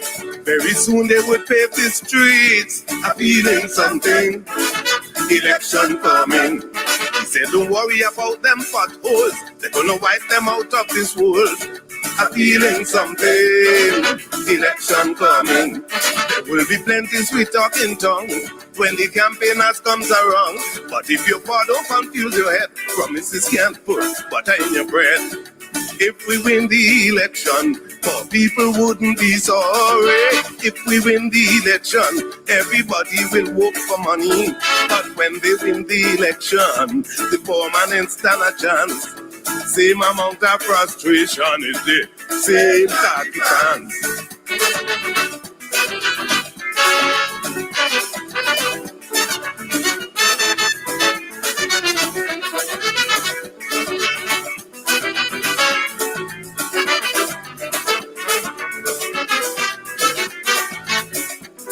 Politicians just like to promise, like promising is their business. I'm feeling something. Election coming. Hope they change for the new millennium and keep their promises with the foreman. I'm feeling something. Election coming. They would promise anything for a vote. They would even promise you a ram goat. But if they lose, look at Bacchanal. Don't try to collect that ram goat at all. If we win the election, we are going to look after Bay Grant. If we win the election, we are going to give them assistance. But when they win the election, The vagrants don't stand a chance. 5 years after that instance, it's the same khaki pants.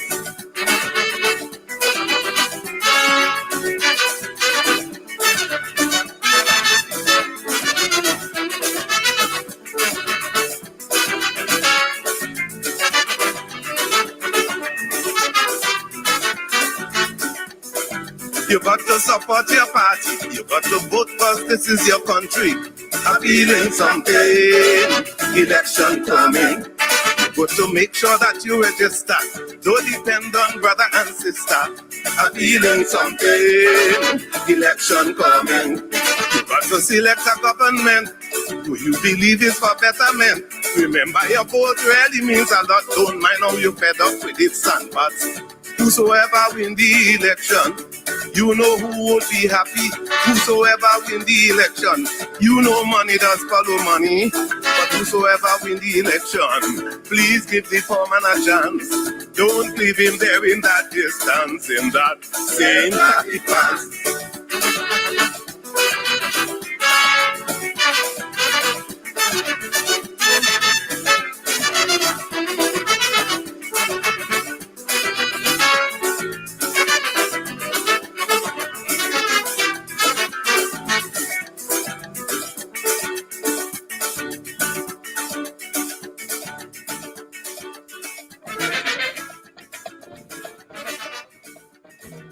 Unless cash transfers are guided by legislation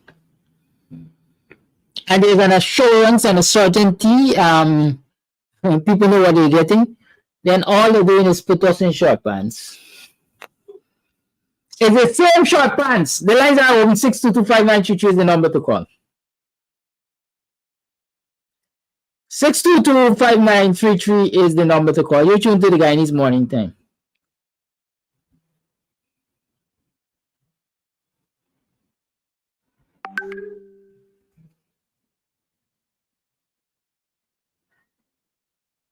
Caller live. Yes, good morning, Mr. Amsterdam.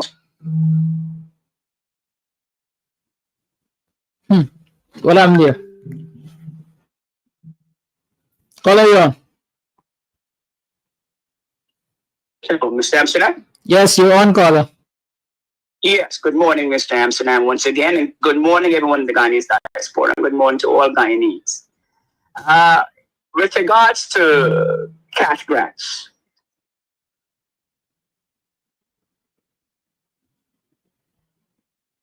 You are listening.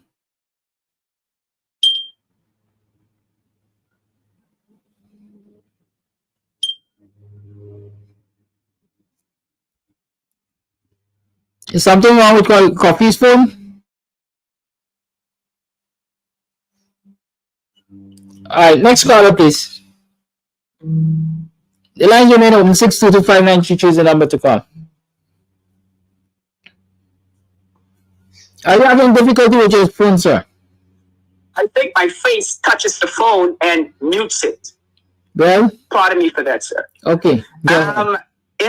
I'll keep it away. Now, in regards to the Natural Resources Fund, the Natural Resources Fund was brought into existence as a way to give monies or to have the Guyanese citizenry benefit from the natural resources of the oil. That's the umbrella. And the National Resource Fund intended monies to reach all Guyanese citizens.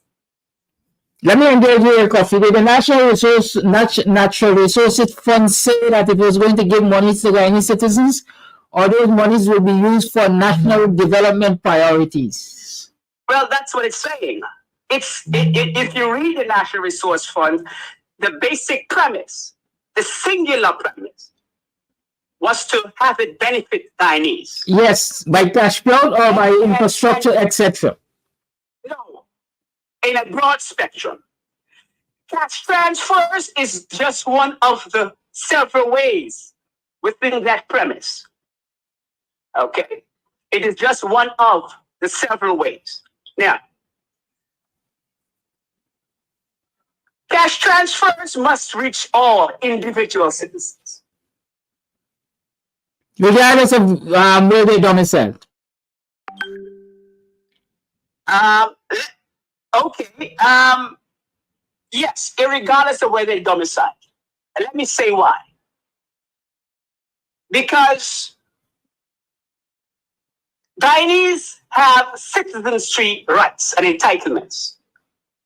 And those entitlements as Guyanese citizens don't depend singularly on where you domicile. For example, let me give an example. During elections, the same Guyanese are able to come to Guyana, even though they're domicile or residents in New York or residents in Holland, they're able to come home yesterday and vote today. Is there an established criteria to make that possible? Well, there are a variety of criteria. But let me make the point, and then you can question it. Notice that no one attempts to stop Guyanese from receiving those constitutional entitlements. No one. It tells them you could come home yesterday and vote today because you retain your citizenship rights as a Guyanese. When it comes now to getting the monies from the entitlements of our rights, we are told that's conditional. My contention is that citizenship rights, that's my premise, citizenship rights ought not be conditional because we can't be a Guyanese today for some reasons and not be a Guyanese tomorrow for other reasons.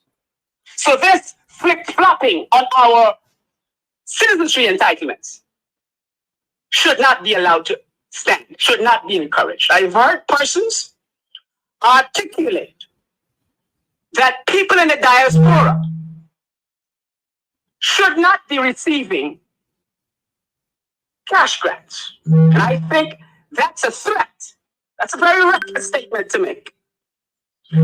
Because you are treading on the citizenship rights, which don't belong to no single individual advocating. That belongs to Parliament. And I think the Constitution would not allow bedrock entitlements of citizenship to be trampled on whimsically, as it's been suggested. Diaspora citizens must receive everything citizens receive. Citizenship does not depend, and rights of citizenship does not depend on cash grants.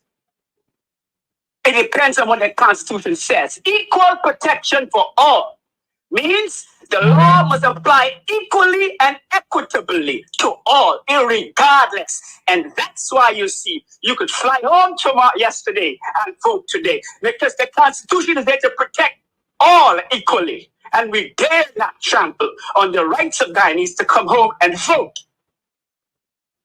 Hence, I say we dare not entertain the thought of disqualifying Guyanese, no matter where we live. I will not stand for that. No way. And the Constitution does not stand for it either. You may have the government getting away with it, which means it should be challenged in the court. And this simply awakens us to a lot of things that we've been getting away, the government has been getting away with, which haven't gone challenged. I think similarly, pensioners should be able to receive their pension when they come to Guyana, irregardless of where they reside. Let me show you how briefly. I grew up in Guyana, hypothetically, for example, for 25, 30 years. And then I traveled to England. And I reside in England for 2 years or 4 years. And guess what? All of a sudden they're saying, just because you live in a country a few years, you can't qualify to get your pensions. Utter nonsense.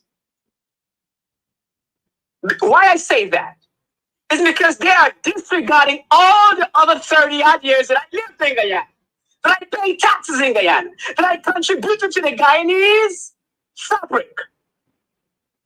And all of a sudden, because I'm overseas for a few years, I have been stripped of all my Guyanese contributions, all my rights. That should not be allowed to stand. Think. Government should be put in check. And that's what I'm talking about. This is not about an individual who said these things. This is about government overstepping their jurisdiction. And we should, regardless of party, we should not allow it. There's other thing that I wanted to touch on. What about prisoners? Can they get it? Homeless people, should they get it? Aren't they Guyanese? What about people in the Kanji madhouse? As Minister Jordan said, what about people sleeping on the seawall? Should they get it? I think the Constitution does not differentiate citizens as people sleeping on the seawall. It says Guyanese citizens, regardless of where you are. I think Minister Jordan was right. This thing needs to be codified. However, I do not agree with the utterances that people in diaspora should not receive it. Mr. Jordan made reference of a green paper. And I think that was very good of him to recommend that. As a green paper in ways of which persons could qualify for those benefits in the diaspora. I think this NRF fund, which flows into the cash grants, because it's all made possible by the NRF fund, has a lot of.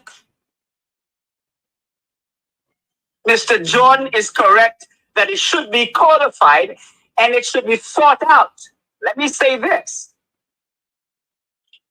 While we seek to calculate the mathematics of feasibility of whether or not 300,000 persons could receive $200,000, we should also calculate the constitutional feasibility of this cash grant. We should calculate that. Because it doesn't make sense of us attempting to calculate it based upon the mathematics only. And we aren't calculating the constitutionality of it. Equal protection across the board. Equal protection across the board. Once again, Mr. Amsterdam, thank you for giving me the opportunity to touch on these matters as it applies to the constitutionality of this cash transfer. Thank you so much. Now, I like to ask him a face when I talk about certain things. Without malice, nor favor, nor ill will, nor whatever. Let me say this. With rights come responsibilities. And so the question arises, what are the responsibilities of Guyanese? With regard to the rights that they have. I think if the word domicility, wherever you live, must be taken into consideration when policies are being made. I hear people talking about an American is an American wherever an American goes. If they make children outside of America, once they're Americans, they're determined to be Americans too. What are the responsibilities of those citizens, American citizens, wherever they go? Are they required to pay taxes to the American government? I believe so. Whether they live in America or outside of America, do they have a taxation requirement to fulfill? What if they don't? Guyanese who live outside of Guyana, do they have a responsibility for taxes? What if they don't?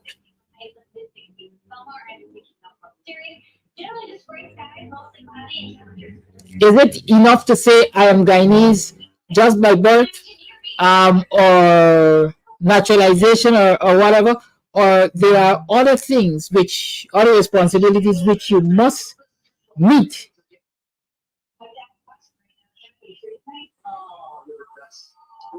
in order to get those other rights. For example, Coffee talks about coming home today and voting tomorrow.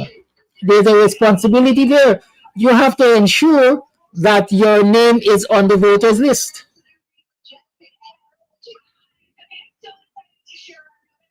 Right? The big argument right now for a clean voters list is premised on the fact that a lot of people's names are on the list, but they don't come to this country. They haven't been in this country for the last decade or two, or generations. And so the question is, why should their names remain on the voters list? It should not be taken off the list of registrants as a citizen, but as a voter. Their responsibilities come to the old age pension and pensions in general. Coffee talks about living in the UK, for example, and all of his 30 years of contribution, let's say, in this country have been forgotten because he lived outside of here for a few mornings. Check the Pensions Act, I think. And it has a residency requirement. You must live in this country for X number of months, perhaps 30 months, prior to you obtaining the age of pension, prior to you attaining the pension every age. Otherwise, you will be disqualified until such time that you have made that requirement. So with responsibilities, with rights come responsibilities. And if we don't meet our responsibilities, then naturally those rights can be challenged or taken away from us. I'm saying it's a logistical nightmare to formulate a policy like this one here, this cash grant, especially in such a short time, to accommodate every single Guyanese citizen within the borders of Ghana, as in resident Guyanese and diasporan Guyanese. It's a logistical nightmare. I don't know if it can be done, but I know it is logistically crazy to attempt to do it in a short few months. Call your life. Mr. Jordan is calling, but you will have to call back. Go ahead, Flash. Flash, hang up his phone.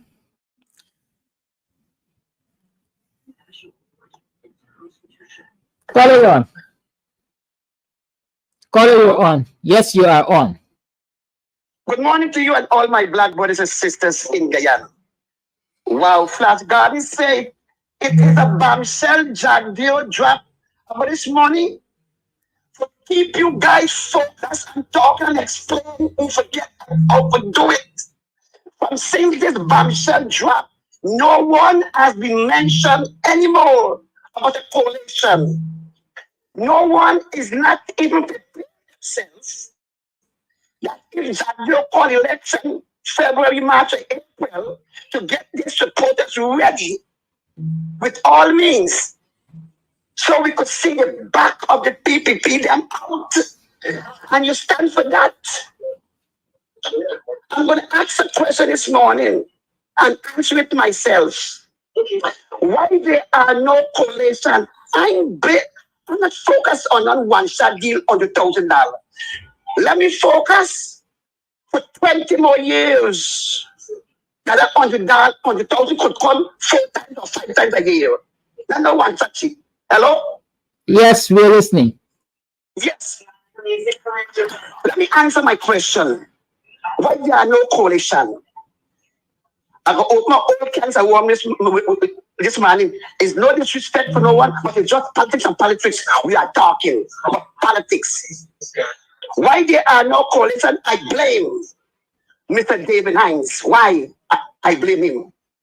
When Sharon Duncan come out and said he running for AFC leader, and he will be a coalition, he will stand for coalition. Mr. David Hines come out and drop that bombshell again. Sharon Duncan, no, not Sharon Duncan. Step aside. Let Niger youth become leader. I said to myself, why he did that? When he always said, my brother Kadaki, I'm not getting in a PNC problem and PNC this and that and that. But why you get into that party and not focus on your party? And I question myself. The next morning, I go and take my shower as usual and start to talk to my Lord. The Lord said, Flat Garden, you just talk about Bible story every week on your program, but you forget one Bible story. Do you guys remember when Niger you said on the stage that I want to make it clear, I have no beef with Abinat? I said to myself, we all know you don't have no beef with Abinat. Abinat don't have no beef with you. Why you mention that? We want to hear something better than good words, encouraging words. God said, remember the Bible story when Jesus mentioned these words to his 12 disciples. One of you will betray. Hello? Yes, we're here. One of you will betray me. And he said, one of them out of the 12 said, Lord, is it I? And the Lord said, not me say, is you say. So I'm saying, Niger youth did have beef behind closed door with both leader, Adinatu and David Hines. Let me back up what we're saying. Gifford Board came out and said, tell black man, we like to use the word black man because we punishing and we just have to fight for everything in that country. And other race just enjoy it more better than us and get 100%. Niger youth, Gifford Board come out and said, let black people must vote for Niger youth and AFC because they have vision. If they respect black people, if they respect David Hines and WPA supporters, if they respect Abinatu and PNC supporters for you that word. Therefore, they're working together behind closed door against the two parties. I don't care who fetched me this morning. What goes wrong comes wrong. That is a slap in black people's face. Even encourage black man. Don't forget what Samadas did to us.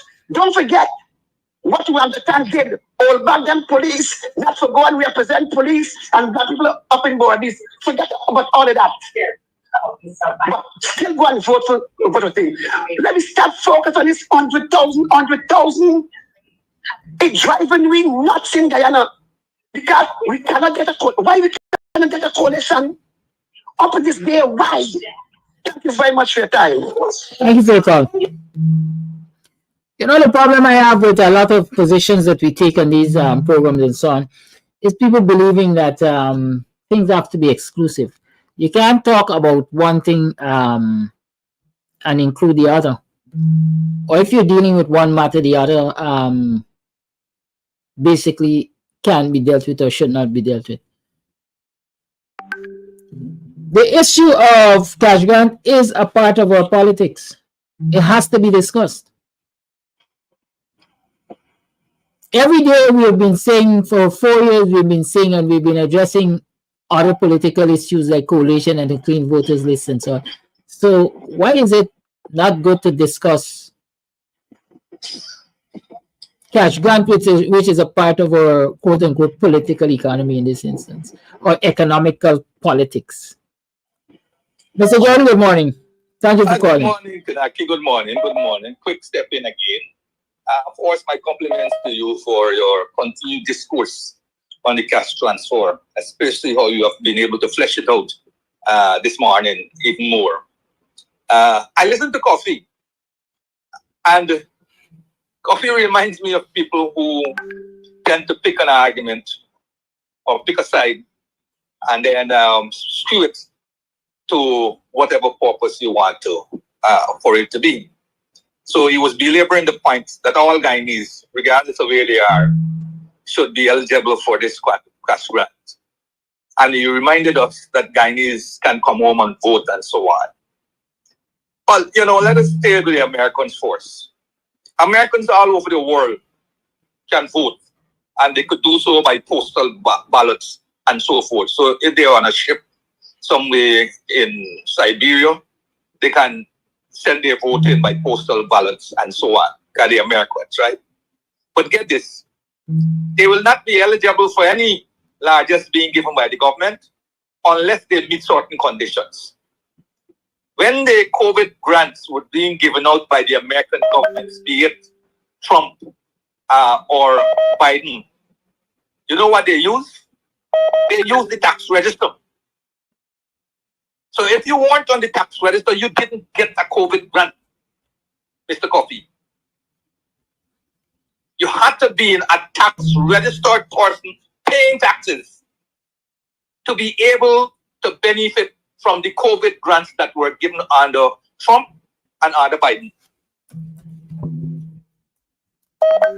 Did that mean that they didn't like all Americans? They have to be a set of cut-off criteria.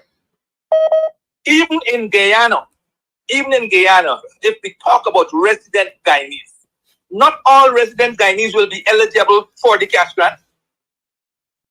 Those who are incarcerated, those who are in prison, or under any penal institution in this country will not be eligible for the cash grant, as they are not eligible to vote.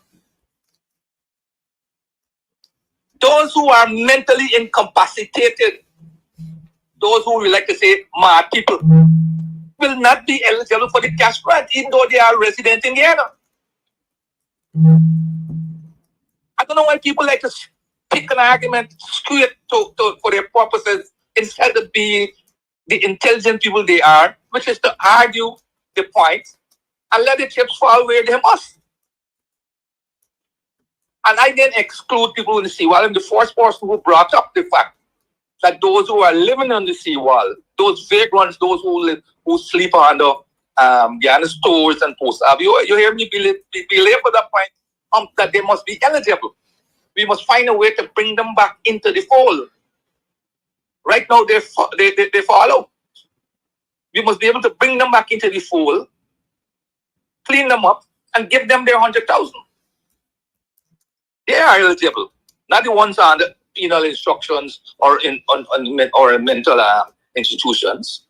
And the more I think about this thing, is the more I believe that even with this cash grant, it may be an illegal payment that is about to be made if it's not codified within a legal framework. I'll tell you why. I've researched. Do you know, for example, that there's public assistance in Guyana, right? Do you know that public assistance program? Yes. Do you know it's governed by a law? Of course it has to. Right?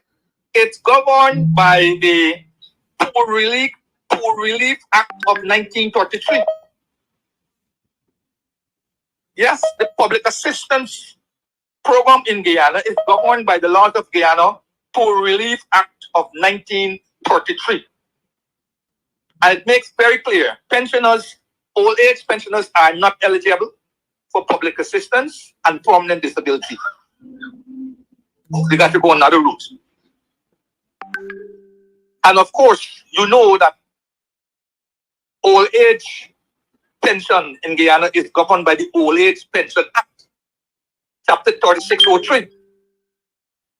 And both of these are forms of cash transfer being donated or doled out by the government of Guyana.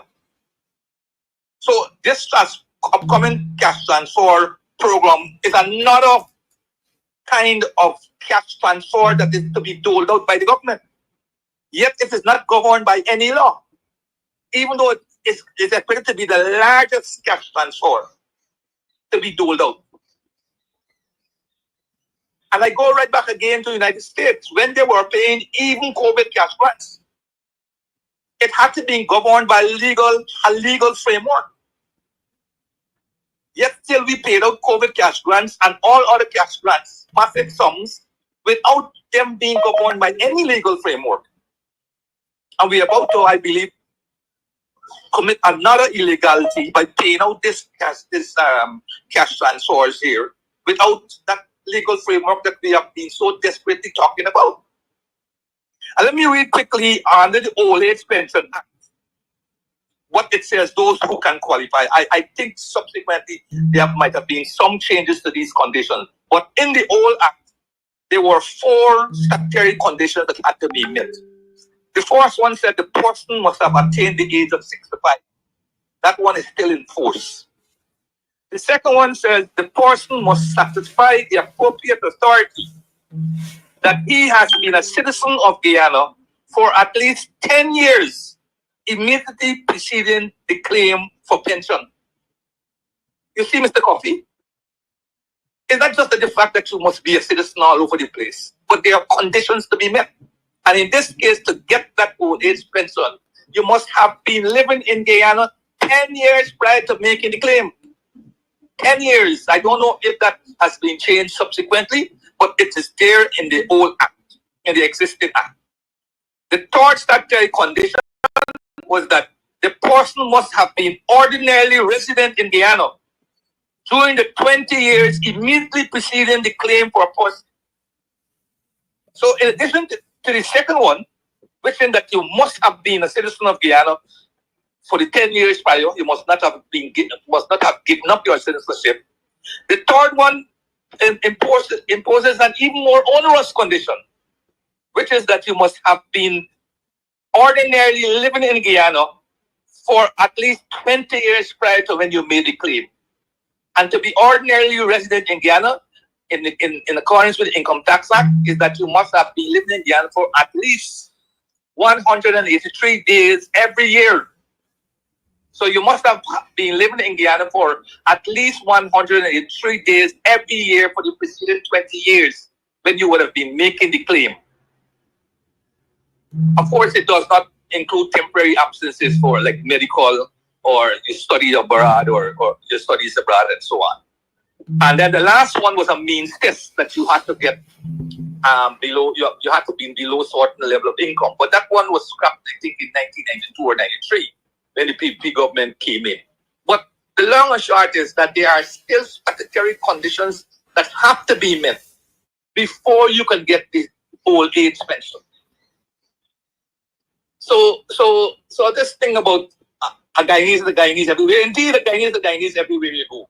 But when it comes for the purpose of certain things, there are going to be prescribed conditions. There are going to be certain impositions to limit the pool of who can benefit. Okay? So I hope I'll be able to clarify that a bit further this morning. Thanks for entertaining me. Thank you for your call and for your information. It's 9 minutes to the 9 o'clock hour. You're tuned to the Guyanese Morning Time. I am your host, Kidaki Amsterdam. We have a voice note. Kadaki, blessings and good morning to you and your listeners. With respect to Brutus and Bharat Jagdeo, Bharat Jagdeo see that they have a lot of information of wrongdoings about Brutus. But then all of a sudden, then you hear a different version. Kadaki, yesterday I was discussing Guyana politics with a distinguished gentleman.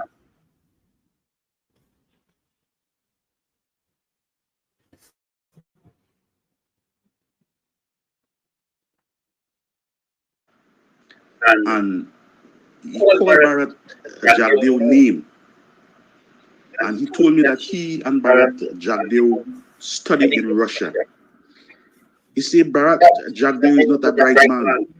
He said he couldn't take the books. He said Bharat Jagdeo profession is veterinarian. He said let Bharat Jagdeo show the country where he get doctorate from. He said he's a veterinarian vet. He's a veterinarian vet.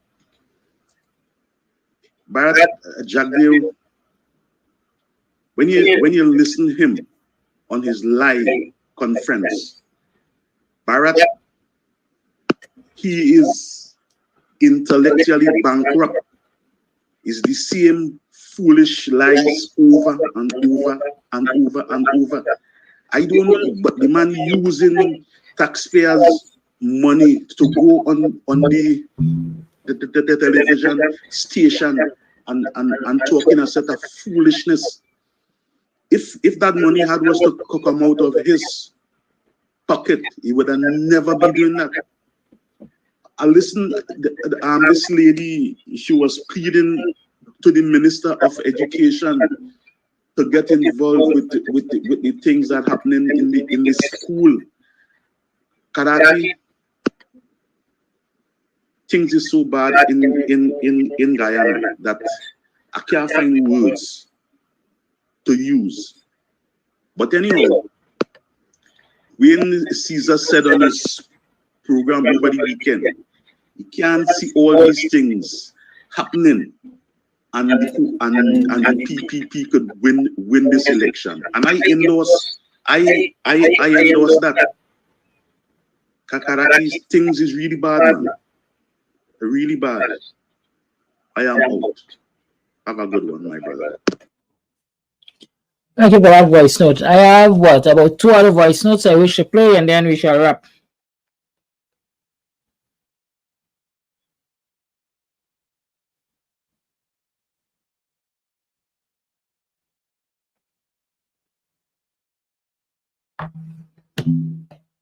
Good morning. I want to shed some light on this 30,000 GPS subsidy. I submitted my information late August. I've been making constant check with GPL, and every time you go, you're told, oh, there's no money in your wallet as yet. I have a prepaid meter. Several persons would be there checking on this stuff, because I could remember one senior citizen said she's going to stop paying her light bill. And I said to her, no, because your light will be cut off if you don't pay your bill. And the county clerk advisor said, as for that, there it is. I'm wondering what is happening.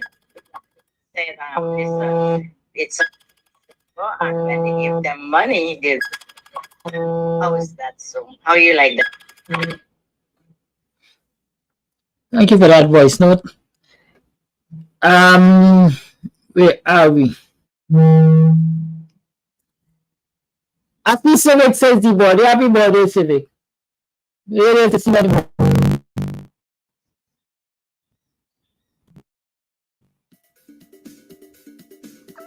Stop running around like headless chicken. Go to Ashton's Marketplace for whole and cut chicken, beef, pork, processed meats, bacon, beef franks, smoked ham, ground pork, calabresa, and lots more. Ashton's offers wholesale and retail. Check them out. Call 613-2332 or WhatsApp 434-327-3955. Ashton's Marketplace at 72 Broad Street, Border. Are you planning your next visit to Ulrich, Guyana, South America? Well, let's accommodate you at Varon's Cheerful Country Manor. With free secured on-premises parking, our beautiful vacation air-conditioned home offers 3 beds, 2 bathrooms, a spacious kitchen, and all modern amenities. Located at Tushen on the eastern bank of the Mantiasi River and the western coast of Demerara, Varon's Cheerful Country Manor is just a stone throw from the ocean. Make that reservation now on Airbnb and VRBO. For contact, call us on 516-770-3053 or 592-685-3521. Make Varon's Cheerful Country Manor your home away from home. Friday, November 1st, the place to be is at Club Twilight. Yours truly, Trinidad Madman. I will be coming to Guyana for the first time, live and alive in living colors, in Buxton at Twilight Sideline Dam for an event called Short Pants and Skirts. So ladies, or let come out in all their numbers. Twilight Sideline Dam in Buxton, East Coast Guyana. Buxton is going to be on a shutdown. So ladies, get all your short pants and skirts. Friday, November 1st, the place to be is at Club Twilight. Comes on, your son. You burn this wine when I want you shine. The tree of life, them I want you climb. Cause them heart no kind. Comes, I say them heart no kind. Buxton Massive. Kidaki. Redder. Remember, those of you local, you can book Veron's Cheerful Country Manor. You can book a 3-day or 3-night stay. And the number to call is 683-3110. 683-3110 for Veron's Cheerful Country Manor. If you are here locally and you would like to book a stay at Veron's Cheerful Country Manor, that's possible. But you have to book for a minimum of 3 days or 3 nights. And the number you can use is 683-3110. It's now a minute to the 9 o'clock hour. Let me thank you for tuning in to the Guyanese Morning Time. I'm happy that you came and we had that discourse. And I'm sure all of us have a little bit more clarity on some of the things that we've been discussing. And you can now spread that clarity. Let me also tell you that the Guyana Medical Mission is continuing its outreach, and today being Tuesday, they are at the Belgium Seventh-day Adventist Church and Myconi Seventh-day Adventist Church. So they are at Belgium and Myconi Seventh-day Adventist Church today. Good. Tomorrow, Wednesday, they will be at the Mahaica and BV Healthcare Centers. And on Thursday, they're going to come to Buxton Healthcare Center. Friday the 1st, they will be at Girl Guides Pavilion and Sophia Healthcare Center. Go there and get yourself screened. Right? They're doing blood pressure testing, they're doing blood sugar screening, cholesterol screening, vision screening, and ophthalmology care. Pain management at the New Amsterdam Hospital only. Rheumatology at Bobby's High School on Sunday the 10th. Sunday the 27th, well, that has passed. Rheumatology at New Amsterdam Hospital from the 28th, that was from yesterday, right on to the 1st of November. And of course, dental checkups will be done at Girls Guides Pavilion on the 1st of November only. That is in collaboration with the Durban Park Lions Club. So go out there and make use of the services. Now, every day you get quality at no cost or little cost. In this instance, it's at no cost to you. So turn out and make good use of the services being offered by the Guyana Medical Mission 2024. Have a great day. See you along the way sometime. Tomorrow morning, definitely. It's David Hines, Dr. David Hines. We'll be chatting with Professor David Hines tomorrow. And then I'm not sure what happens on Thursday morning. Thursday is a holiday. Since you guys have recommended rest for me, maybe I'll take Thursday and rest. Alternatively, anyhow, let me not say about that. Thursday night you can come down to Club Twilight for karaoke as usual. And on Friday there's short skirts and pants. That's a dance, a soca party with Trinidad Madman, Club Alliance, DJ Alliance out of Trinidad Madman, Tom's Audio, Disco Baby, and Singer Man One Man Band. That's Friday at Club Twilight. Have a good day. Much love. Blessings to you all. Be safe.